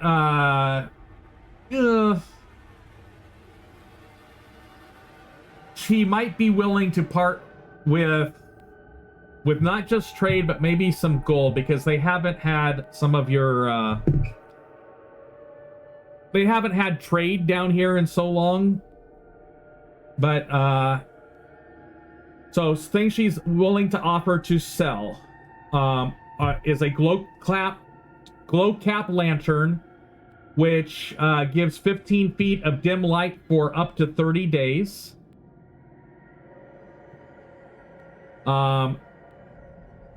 There are so that would be 5 gold for each.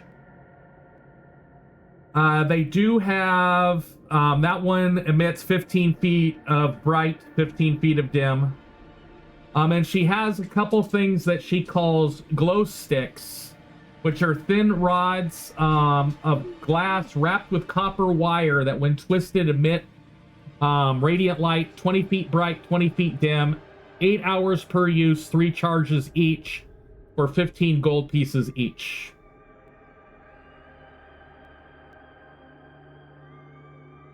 I'll take one of each, just to have. Okay.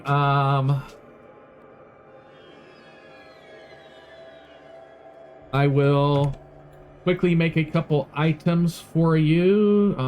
Session 4, create, loot, create new, description, paste.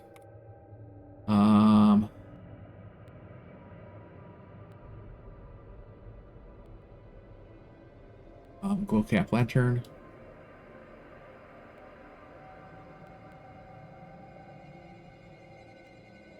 And so they already identified that for you. And then the other one was the glow stick. And I took the 20 gold off.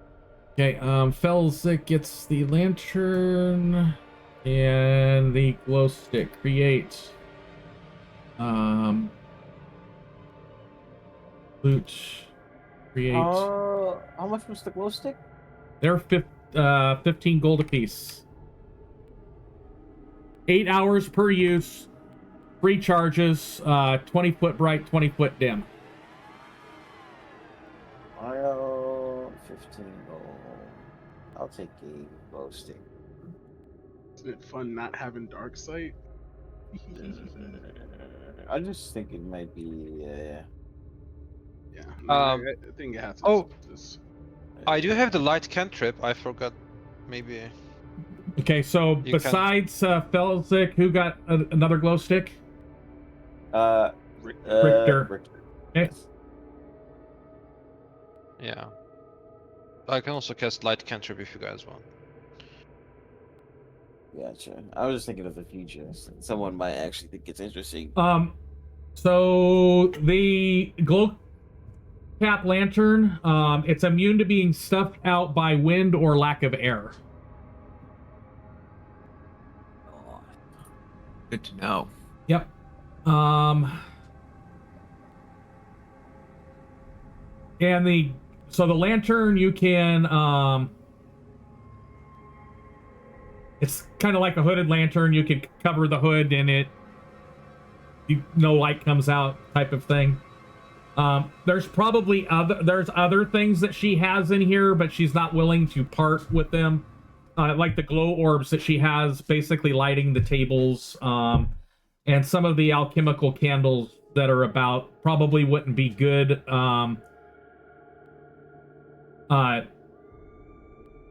They look more like small ritual type candles than something you'd want to use as a light source out in the thing.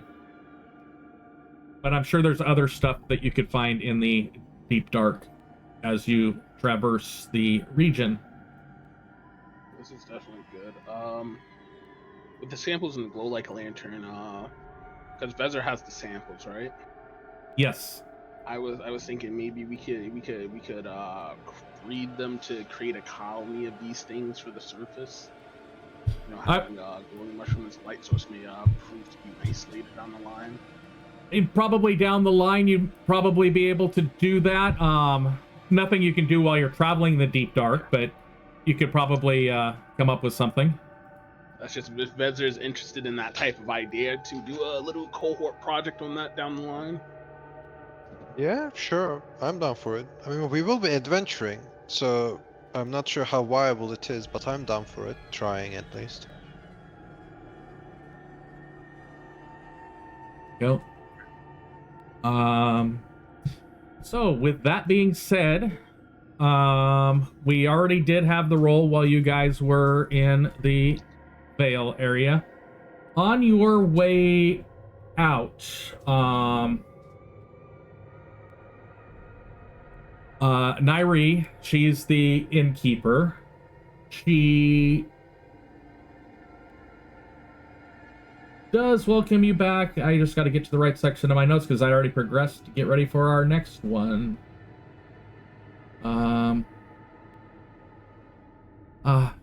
You're welcome back anytime, but Vale's Rest moves softly, quiet, and unseen. A haven in shadows, shifting serene. Where I tread softly, it follows with care. Seek me again, you'll find it right here. The gist you get is this illusionary inn, it travels with this group as they are, looks like they are doing little explorations and map making, currently within the Deep Dark. So you may not particularly find her here, you may find her other areas of the Deep Dark. That's interesting. And my OneNote, let's get it back up on the correct screen. And we are... So as you guys pack up your stuff, was probably a little over an hour and a half. Extra delay doing the trading, telling the stories, taking the drinks. You know, not too much. Still giving you plenty of time before you feel weary to travel. As you... Man, my throat is just bothering me. I guess it must be time for me to take some sinus medicine if that's going to be the issue. As the luminescent fungi vanish, with the exception of any light spells or torches, you are once again plunged in total darkness. Your lights again reveal carvings, warning travelers that the shadows watch.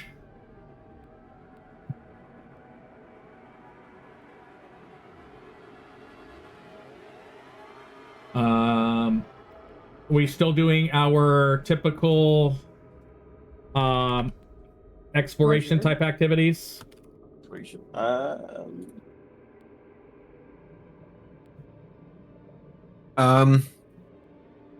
Yeah. So right now, I remember the lady said we were currently in the luminescent fields. So you were in the luminescent field. So the area that you would be in right now is the would be the next one, which we said was there. The Shadowed Crossing. Yes, that's where you are currently at. I think I'm more so the other place had more things that were up Richter's alley to interact with. This area, I think he's just keeping an eye out, and I think he's just keeping an eye out. Okay. I think I just wanna like absorb the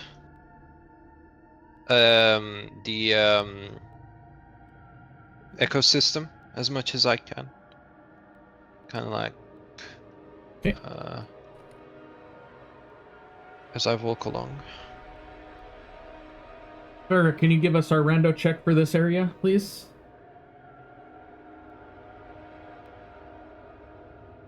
Okay. Hey, that's not the magic number. I will advance the clock 2 hours. It is about 8 o'clock at night. Do you wish to progress further or possibly camp in this area for the night? How far have we made it so far? You have made it 3, 6, 9, 12, 18 miles. That's keeping up with Regular normal pacing. pace, right? Yep, that is. I think we can push a little more. That would Can you take- repeat that, Vezzer? I'm sorry, I didn't catch it. I think we can push a little more. You guys want to do one more move on just one more time? Yeah. Okay, that works for me. Yeah. Okay. Ferric's okay with pushing it. That one. Oh, as you progress further, the path narrows sharply, obstructed by newly fallen rocks. You need to carefully navigate unstable footing and evidence of recent subterranean shifts. We are back in a skill check section, where we need to have more successes than failures. And I'm going to let you make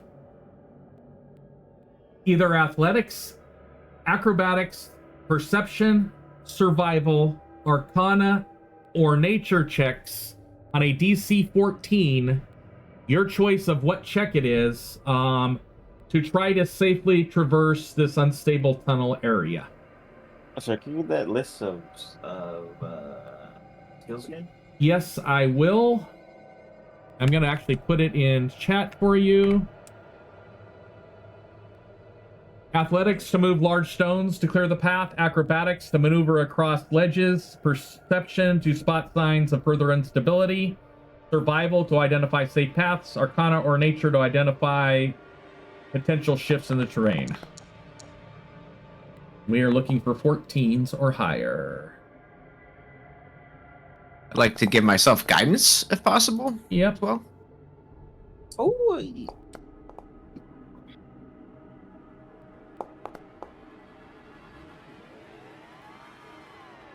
Okay,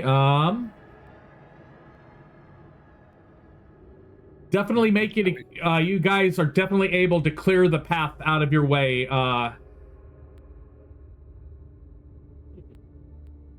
It looks recent, as far as the collapsing is nowhere near time frame of the Rising era. Some more recent than others. You can't tell whether it's been days, weeks, or months because you're not necessarily familiar with this area.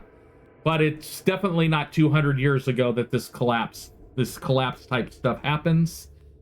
I do need one more rando check as I get ready to advance the clock. See if you find anything before nightfall. And we are going to Richter's turn. Ready? Oh, it's just right there. Oh. oh, You! big Is that, two. uh, What is that? What's gonna happen? is that's not a magic number, right? Is it still a magic number? That is still the magic number. It's the magic number until you roll it. Yikes. And he rolled it. I'm going to use my inspiration as a human. No, just a second. I'll take the encounter. Let's do it. As you're clearing the last bit of rubble away, starts to make noise and it starts to echo, almost like when you were back in the echoing caverns. You start to hear the flitter of wings and noises coming from the west of you as you're getting to a wider area of this underground roadway that leads to the underground lake to which you're currently heading. First thing I'm going to do is I'm going to select all of those wonderful tokens. I'm going to right click And then I am going to bring you guys to a scene. It'll let me. Okay, I can't do it that way. We're going to empty it. Richter, you dirty dog. I can't believe you rolled We are it going too. to click activate. And then I would like you guys to all roll initiative, please. This is where we summon Orcus. Sorry to disappoint, guys. I was playing Orcus. I guess I need to break my cover now. Oh no, it's the big reveal. He was a party member all along. So I will let you know a couple fun things about this area. So you do have stalagmites on the ground. That is a hole in the ground. That is a hole in the ground. So be careful when you're walking. You don't want to walk on a hole because we do not know which side of the planet you will arrive on. If Godzilla is true, it should be even a more underground. The Underdark. Yeah. Yeah, exactly. What are those tentacly things? Ropers. So watch this. No, I don't know. This is going to be fun. You are the Something. lucky one. So what I did is I selected all the tokens and I hit my fate roll to pick which one this one's attacking. Oh.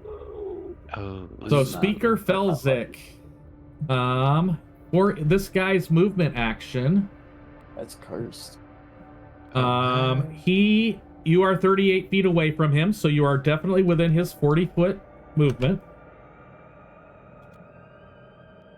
A little guy. You see a little guy. Let me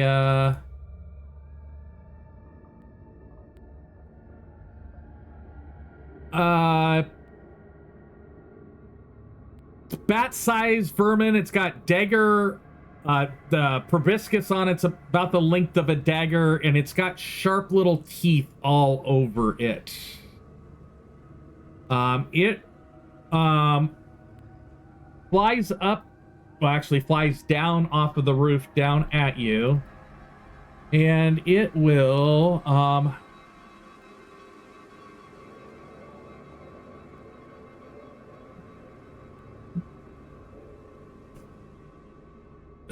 try to bite into you and fail. Bringing us up to Vezir. Vezir, you see 3 of those little things, and you see 2 of... I gotta get you 2 of these creatures. Oops, Ooh. ugly. Yep,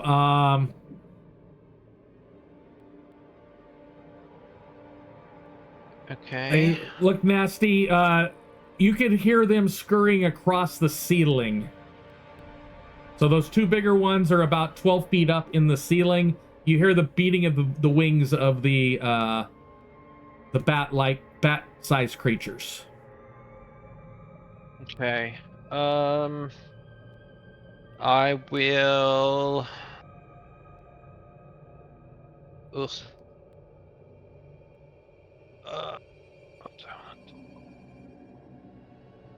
I'll cast Magic Missile.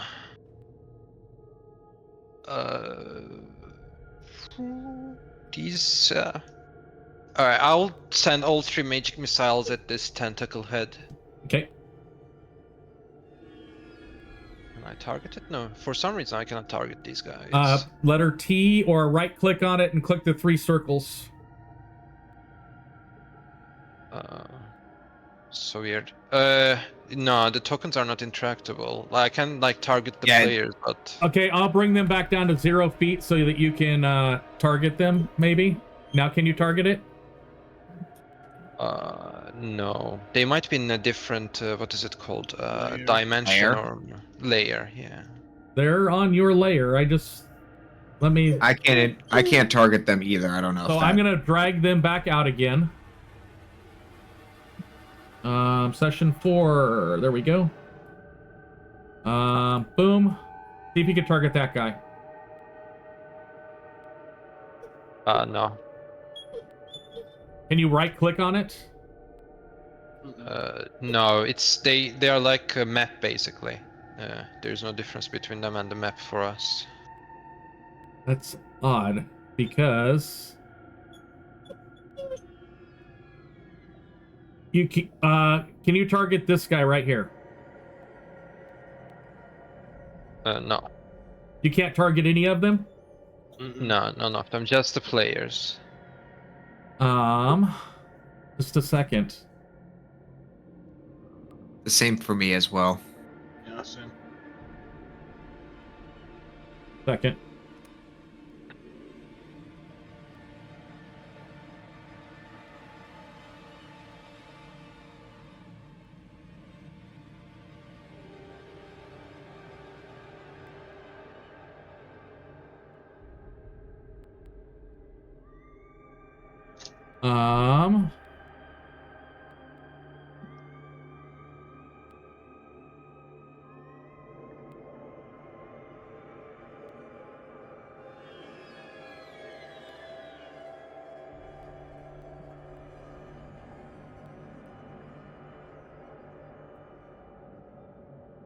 Well, I hate to do this, but I'm going to.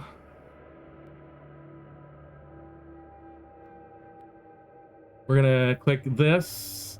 I don't like to do that. I'm gonna keep the Monster Manual Player's Handbook, Dungeon Master's Guide, and my stream overlay. Basically, I'm getting rid of modules, and we will.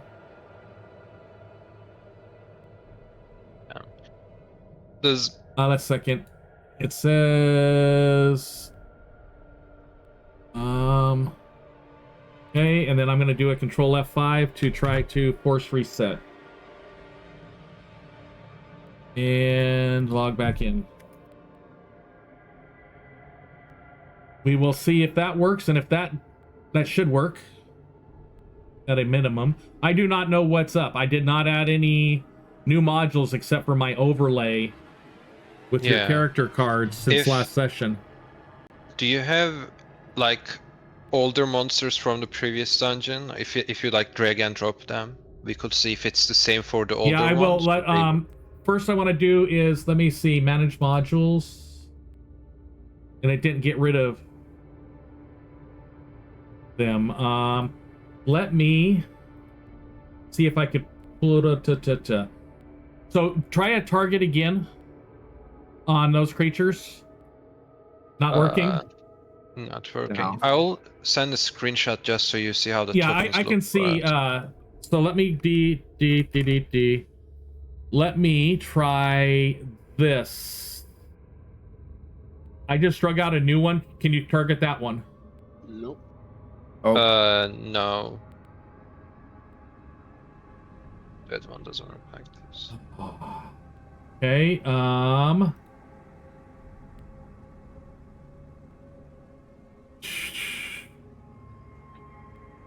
Dungeons and Dragons. Configure combat. I'm gonna see if there's a setting that maybe got reset on a something update. Yeah. Player. Let's look at target.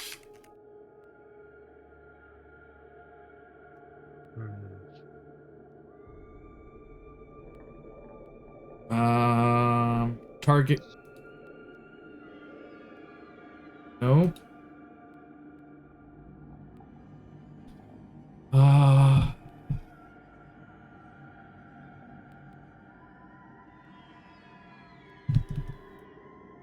I'm gonna turn that off. I'm gonna turn that off. I'm gonna turn that off. Yeah. Let's try one more reload.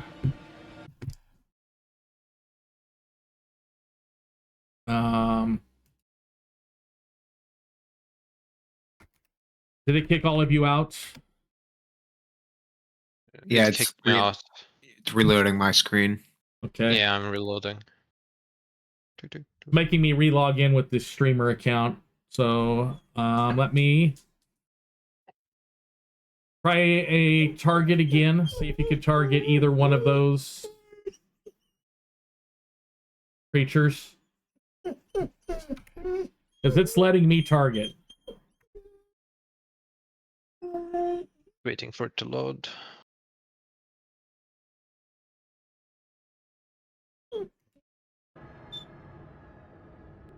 Yeah, on the GM side, I can target I can target that.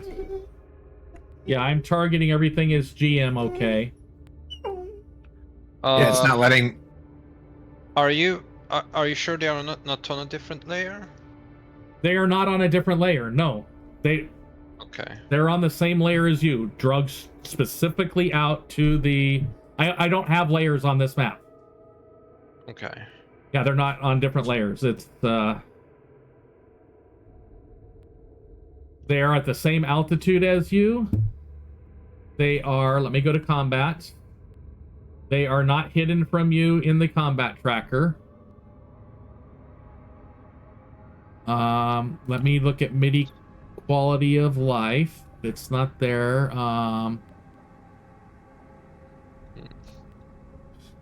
I can't think of any setting that would Do you have one of the cultists in Foundry right now? I deleted all of the I deleted them. Try this rat. I can't target it. Yeah, Yeah, the rat works. So the rat works, but this Okay, thing so- right here does not. The new one I just... Nope. So whatever it is, it's specifically for these monsters. Yeah, they're from the monster manual. They're also from D&D Beyond. I'm gonna end combat. And let's monster manual actor. I'm just gonna pull out a random creature out of the monster manual. Can you target that one? No. Okay. Did it pop into my thing? Let me look at its token sheet. At least we found what the problem is. This is really irking me. Configure. Can you hover over it and get its name? No. Nope. Nope. So it's not even showing up on a hover showing you its name. Yeah, It's it's like its background. Like it's just exactly. like it's that's the only way to really describe it. It's So just yeah, like I understand. You're like it thinks it's putting it on the background and not on the background. So the only thing I will say to that, I don't think that's correct because the rat underneath it, I can't interact with it anymore. Like I think it knows that it's there, but for some reason we can't click on it. Because if you put it on top of the rat is like it's like if the tokens like how the on the cult when things were on top of the tokens we couldn't interact with things underneath. So it knows that it's there. It's just that we can't interact with it for some reason. Yeah. Try hovering over that aboleth again. Nothing? Nothing. No. Let me try bringing it to the front one more time. Okay, configuration. Let me do this. Oh! It's working. Okay. there it is. Yeah. Let me I see what happened. It looks like the default token sheet got changed from opposition to secret. Ooh. I don't know how that happened, so I need to go configure token settings. Let's see. Hovered by anyone's secret. I'm going to change those to hostile. Click save. I'm probably going through a reload, and then I will drag this stuff back out. Sorry about that. Okay. No, it's all good. It's all good. And somehow we're being punished by having to fight an aboleth now. Yeah, the aboleth is still out there. No, you're not far enough in the deep dark yet to find one of those.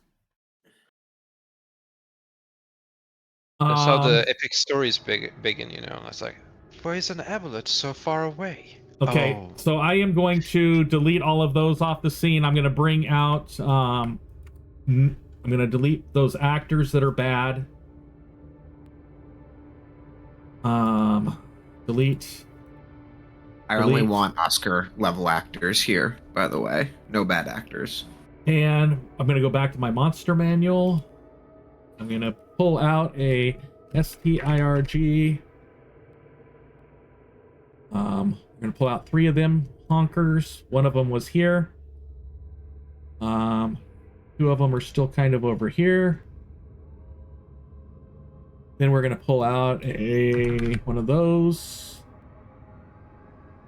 It's going to be close enough to where he was before at 12 feet. And then we're going to pull out another one of those. And he's going to be at 12 feet. This gives you guys a better chance at initiative, I guess. Sorry about that. Let's go ahead and roll initiative now that we've got it fixed.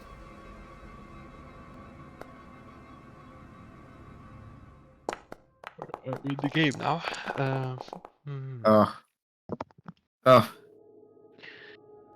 Initiative. Can you add me to initiative? I think because I loaded into the game after you created it. So I'm going to nope, that's not the way I wanted to do it. I'm gonna go update him. Nope, that's not the way I want to do it either. I want to do it remove combatant, and then we're gonna add you back in. There you go.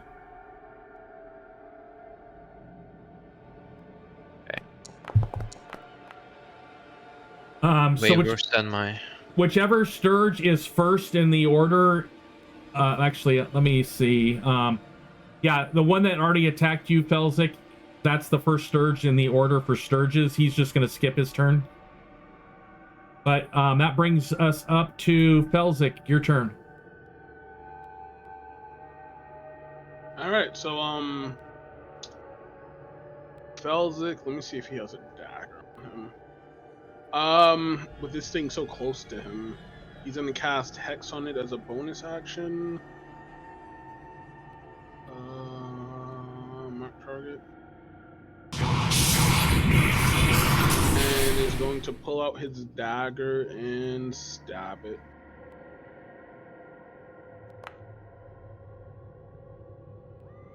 Oof. Okay. That's gonna be the end of my turn. Okay. The creepy crawly. That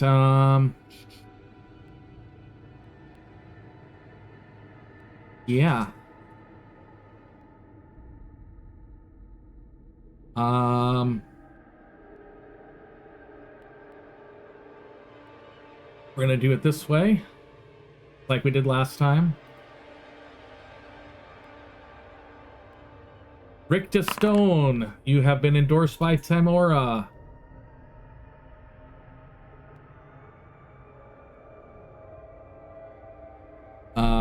And the creepy crawly is going to Tentacle time.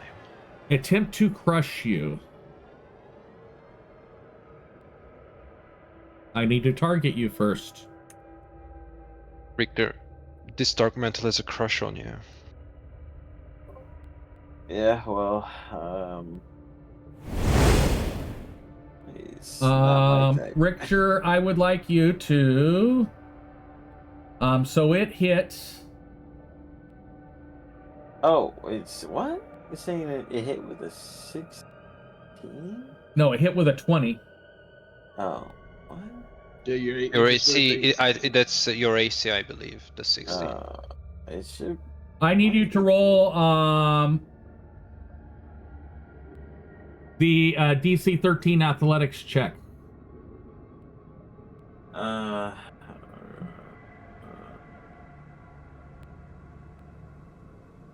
Is there a button for it? Wait a second. Covers the target, which has a blinded condition while the dark metal's 10. Make creature. Oh no, that you can do that on your turn. So what it did is it attacked you. Did it automatically give you damage? I can't. No, it didn't. Okay. We're gonna go ahead and click apply. So there's your damage. Okay.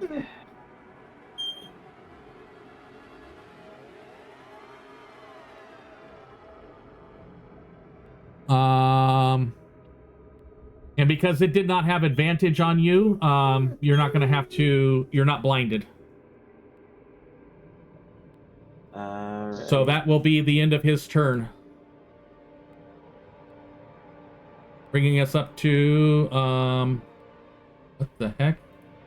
The Sturge, that's the end of his turn. Richter, Vezir, you're up. Okay. I will, right, like I said, I'll cast Magic Missile on, actually let me check the range for this thing. It's 30 feet from you. 5 foot radius. Yeah, so this is 5 foot radius, right? This That's a little bit too big on some of the diagonals, but you can drop a 5-foot template, right? So if you go here, template, that's a 5-foot radius. okay. You'd get 2 out of the 3. Okay, I see. Yeah, I'll just Magic Missile then, never mind. Okay. So let's target the Dark Mantle. And then do this. And click on damage.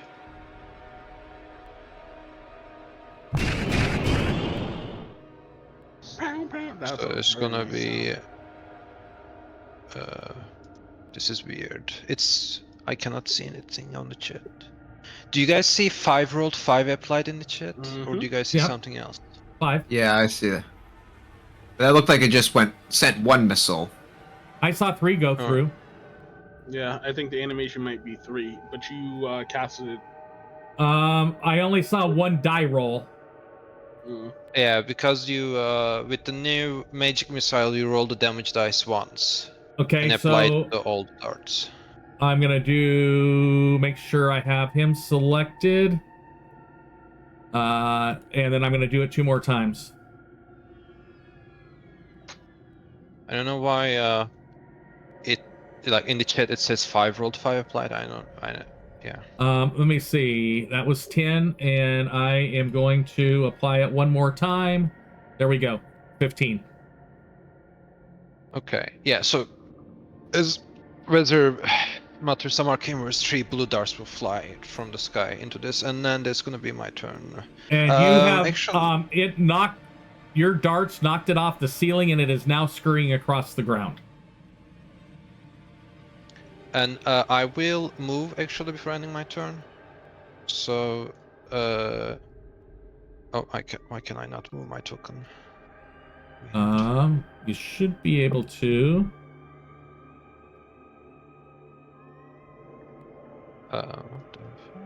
It's your turn. You should be able to move. Yeah, let me see, check something real quick here. Can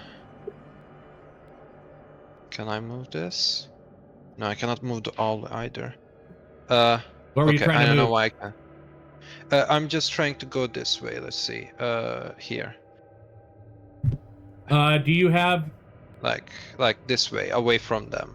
Okay, so you're trying to go. You can go 30 feet. Yeah, I can go. Is that good? Unless this.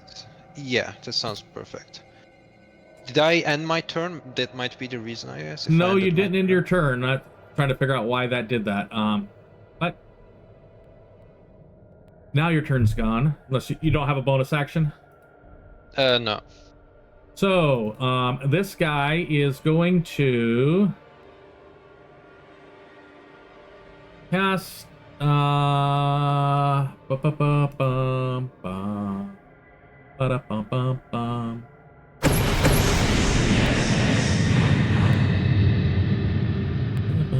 But you knocked him to the ground. And I am going to go here and there. And that will be its turn. Those of you that are in that circle are in darkness. Dark vision cannot penetrate the area and no light can illuminate it. You are in darkness, and everything there is in darkness too.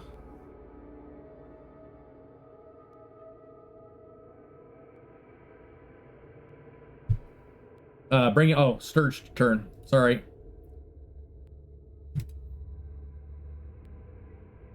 So he will be doing the same type of rolls. 1, 2, 3. Eric, you are the lucky one.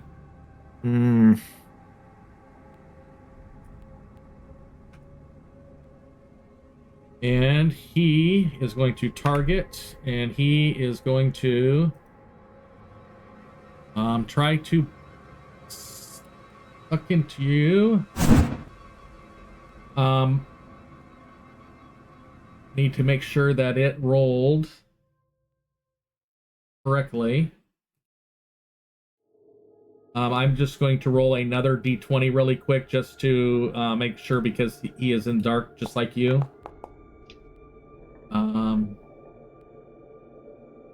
He would not have hit you.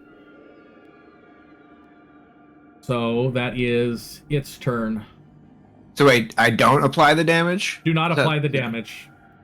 I need to see what I need to turn off. I think I see what happened. When I updated some modules, it turned on some full automation that I do not want on. Because I clicked to put in chat and it automatically rolled for me. And I did not want that. I like to at least click a button. D&D 5e. I'm gonna have to figure that out after session. Okay, so that's that Sturge's turn. The second Sturge is going, or the third one is again going to this one's going towards Richter. And we will target Richter. And let's see if I can do the attack manually here. I'm going to display in chat. Shift click. Control click. Let me go shift click.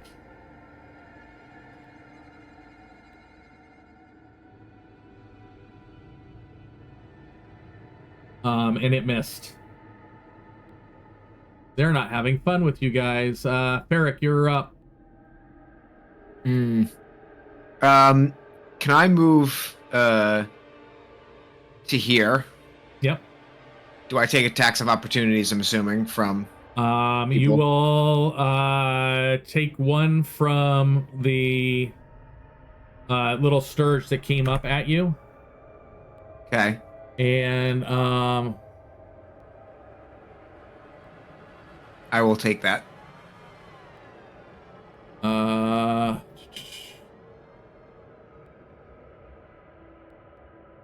Misses.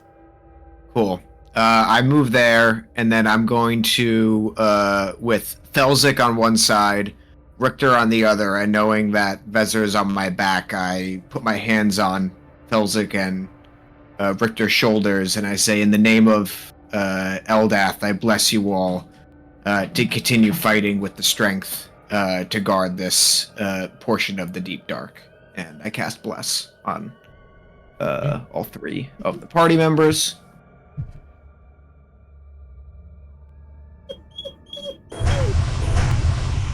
And that is my turn. Okay. Smart. And you are blessed. So that worked for the three of you. And Richter, you are up.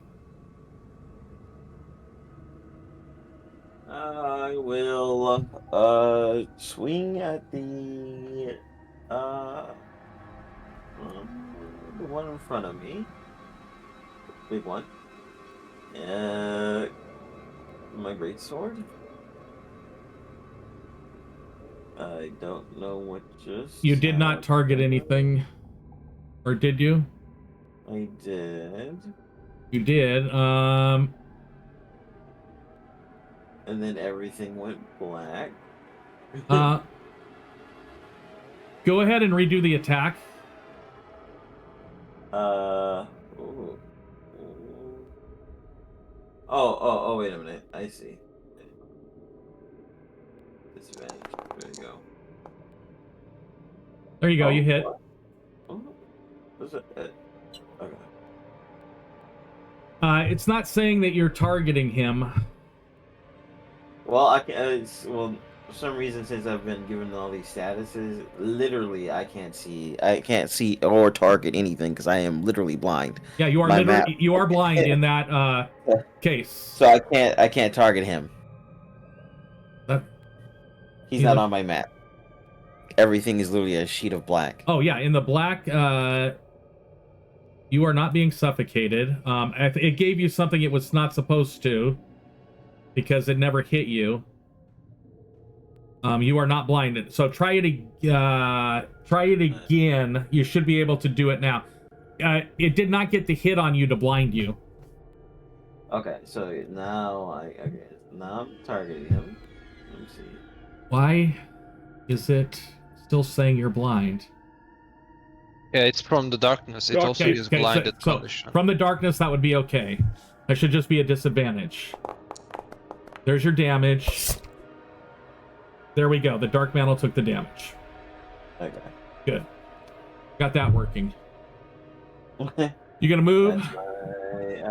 No, I'm going to stay there. That's my turn. Enter. Okay. Felzik.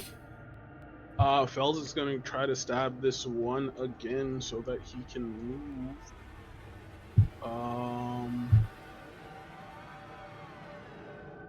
Dagger attack. God damn it, dude. Oh my goodness. That's. Oh, I guess you. Yeah, I mean it's a 2, so. And that is going to be the end of my turn. Yeah. Jeez, man. My character's cursed in combat, man. I swear. He's gonna go down again. Felzik, have faith. You will have your moment to shine. Abandoned us. All is lost. Okay, that brings us up to the first creepy crawly. Gonna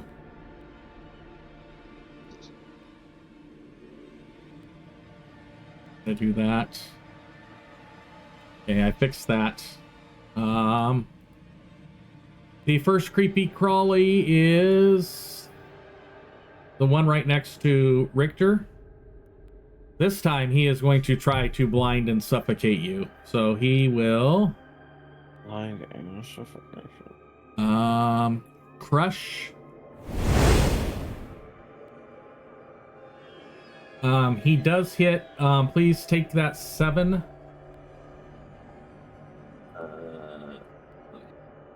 Blind?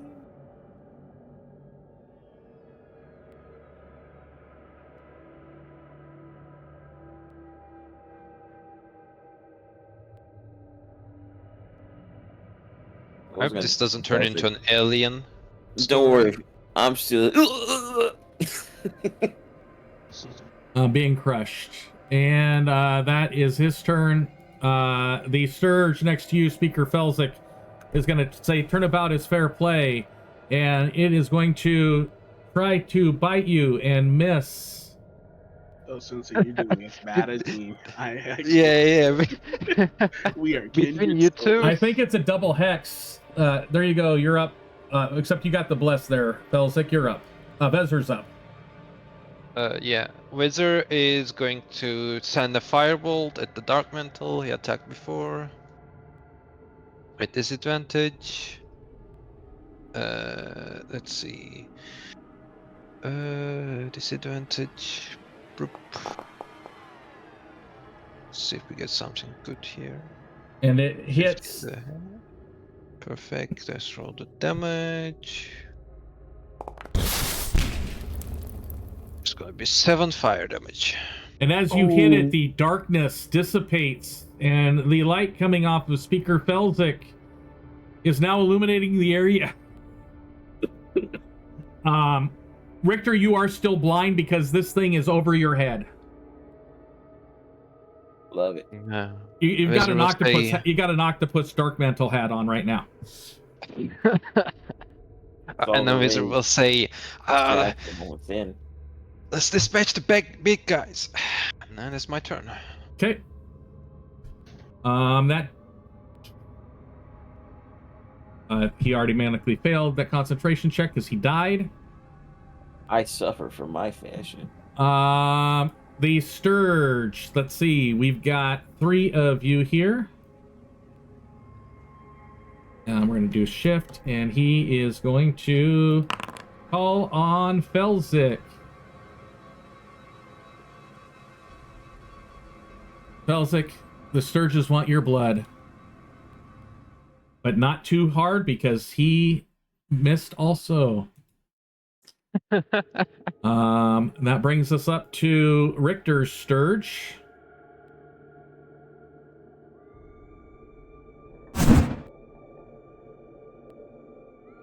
Richter, it looks like it already gave you the damage.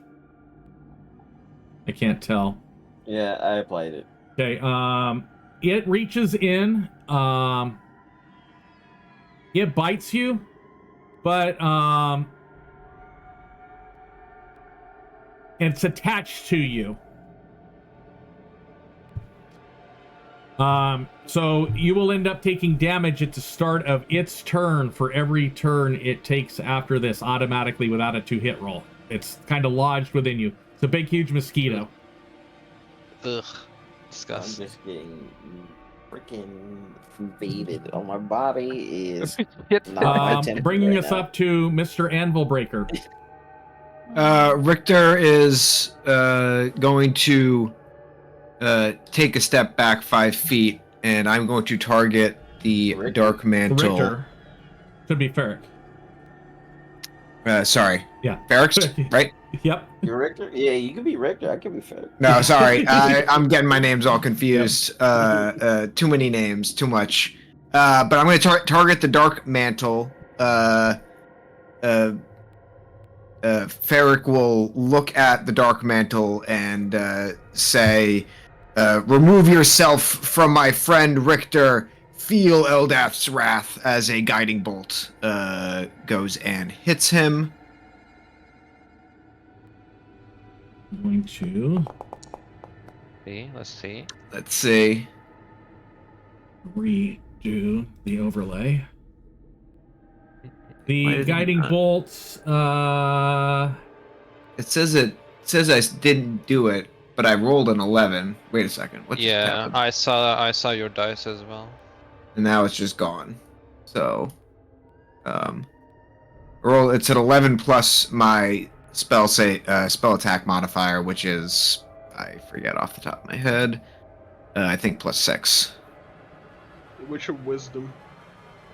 Plus 5. So, I rolled a 16. Thanks, team. It's a 16 hit. a 16 for the little Sturge does hit. I was aiming for the dark mantle that was attacking. Oh, for the dark mantle, a 16 does hit. Okay. So that is 4d6 radiant damage.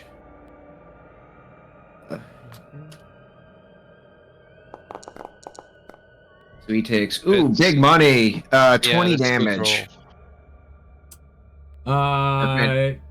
Yeah, it is squishied. And it is on the ground also while we're at it.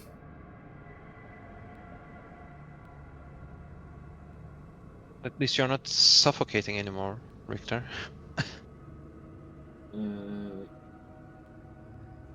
Yeah, Richter should not be suffocating anymore because it fell off of his head. That's good. I just have that. What is this on my back?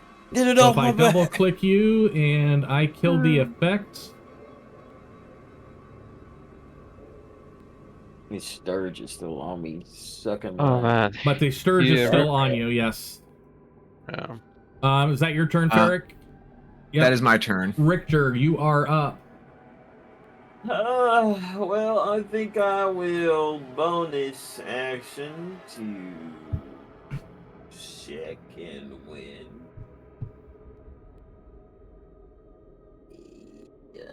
Healing myself.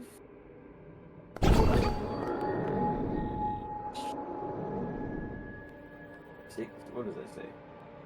6. Not a freaking. Okay, and then I will. Dabba dabba do. I will. It says Richter's blinded again, by the way, and suffocated and whatnot. Oh, did I do that to myself? I just I think- deleted it from you. You don't have anything on you that should be Why? Let me get that up. keep on applying Yeah. it. I think Foundry is just acting up. Yeah, I'm gonna have to delete this world and recreate it, or turn you guys Oh, into wow. Pathfinder guys. Is that the Sturge is dead? Sturge, the Dark Mantle's dead. The Dark Sturge- Mantle is dead. Yes. This okay. I will hit the Sturge. Yes. Hit the Sturge. Yeah, there's something wrong with. Okay, you've got to roll. You've got to hit. Yeah. It's not telling me what the damage. You-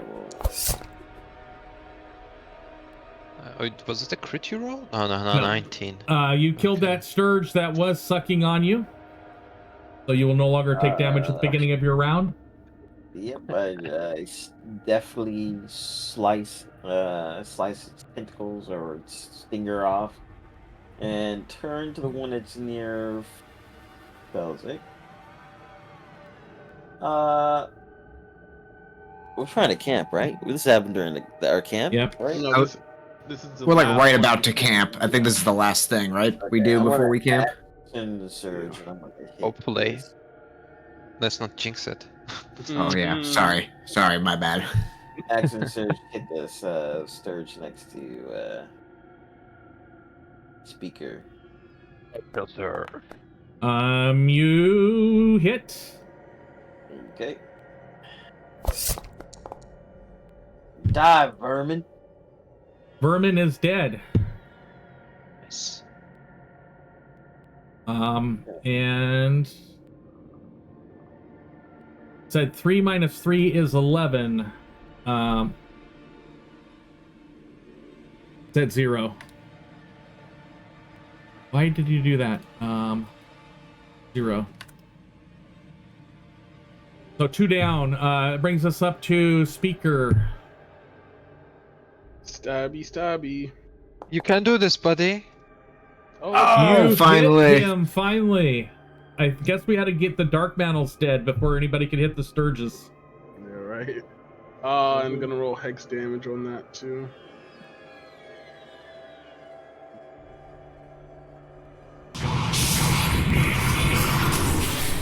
Each time.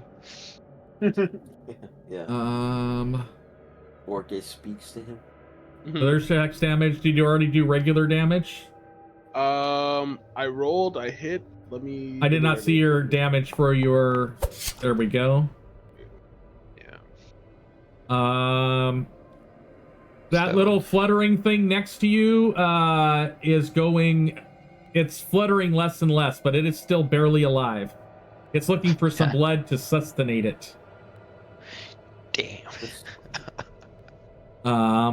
And if this was the old Sturge, if it attacked you, its hit points would go back up. I need to check to see if the new Sturge does that.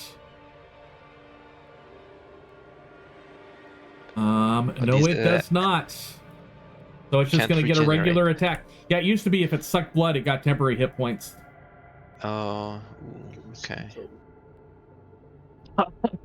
But it still can't get through that Verdan thick skin with its proboscis, bringing us back to Vezir. All right. I'll move up close. Never mind, I'm not gonna move because I cannot. I'll just send a firebolt at this guy. Did I target him?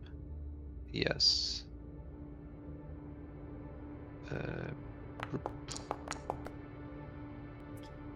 Oh yeah. Yeah. Then Go ahead and roll. I think it's automatic, especially with that roll.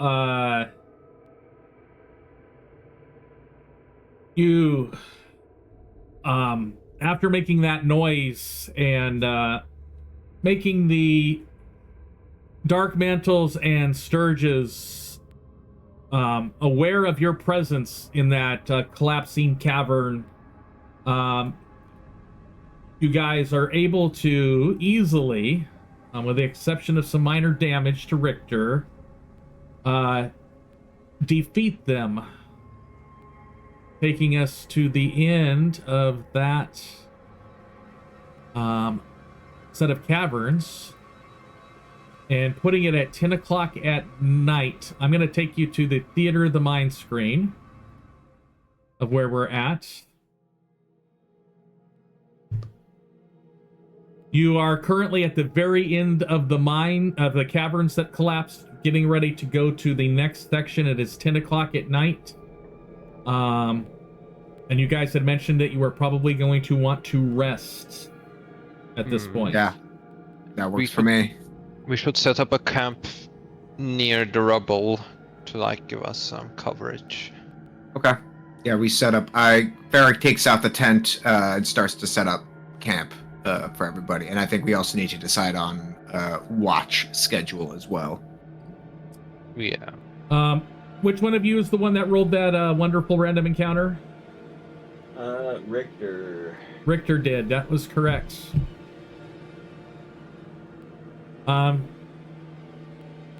what I'm going to do is we're going to do the rando check for the basically setting up camp, stuff like that, and then get you guys set up into a watch, and we'll have a discussion on how much longer we're going to play today. So, Speaker Felzik, we have a new rando number. It's the number 8. Oh man. 13. So you guys are going to set up for your watches for the night. Who's taking first? I was thinking that those of us without dark vision, I mean, it doesn't matter. So I guess, well, Richter, you took some damage, right? Yes. So you should rest. That's mighty thoughtful of you, friend. Wait, my first question, does everybody need a full 8 hours here? Well, otherwise we get exhaustion if you don't rest, so... Well, that's what I'm saying. Like, for your race, does your race need a full 8 hours of sleep to qualify getting a long rest? I'm an elf, so I have that elf feature. Where is it? Yeah, you only need to trance for 4 hours, right? Exactly. So I can sleep or trance for 4 hours, and the rest I can spend awake. So, Fezzer, would you mind taking a long part of the watch during the night while the rest of us rest? Since I think the rest of us need 8 hours to get the Well, you long need rest. 6 out of the 8 hours. Oh, okay. Yeah, you don't need. I didn't know 8. how much we. I didn't know how much we had. You need 6 out of 8. Who hit the alarm bell? What is that? That's if that's if I'm suffocating you and you don't like to be suffocated, type of thing. Varric offers to take first watch for the first 2 of the 8 hours. Okay. Then. So I need one more 2-hour watch. Felza can do it. He has a +3 perception, so with his eye, so his eye will be doing the watching. Okay. You want it second or last? I'll go second. Okay. So what we're going to do is we're going to do the quick checks for randos and perceptions. So first thing up, Peric, can you roll your roll a perception check. Okay. Can I use guidance on myself? Yes, or no? you can.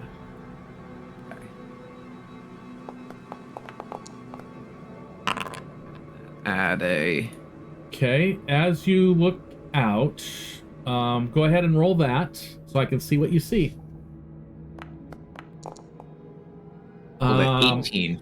Peaceful during the night. You don't hear any flittering or flattering of any of those dark mantle, no scurrying around you, and that'll bring us up to Felzic's watch. Can you roll your perception check with Iskul, please? Got it. Public roll. Nothing's still gonna be cool. Boom. Okay, that's nice to know. Go ahead and roll the check so I can see what you've got. Oh, whoa! That was close. Nothing. Again, it's quiet. I think right now you believe that the things that you took down may have been the only things. Maybe when this cave collapsed, everything else went bad. Everything else went away. Vezir, go ahead and roll the last perception check for the night. Okay.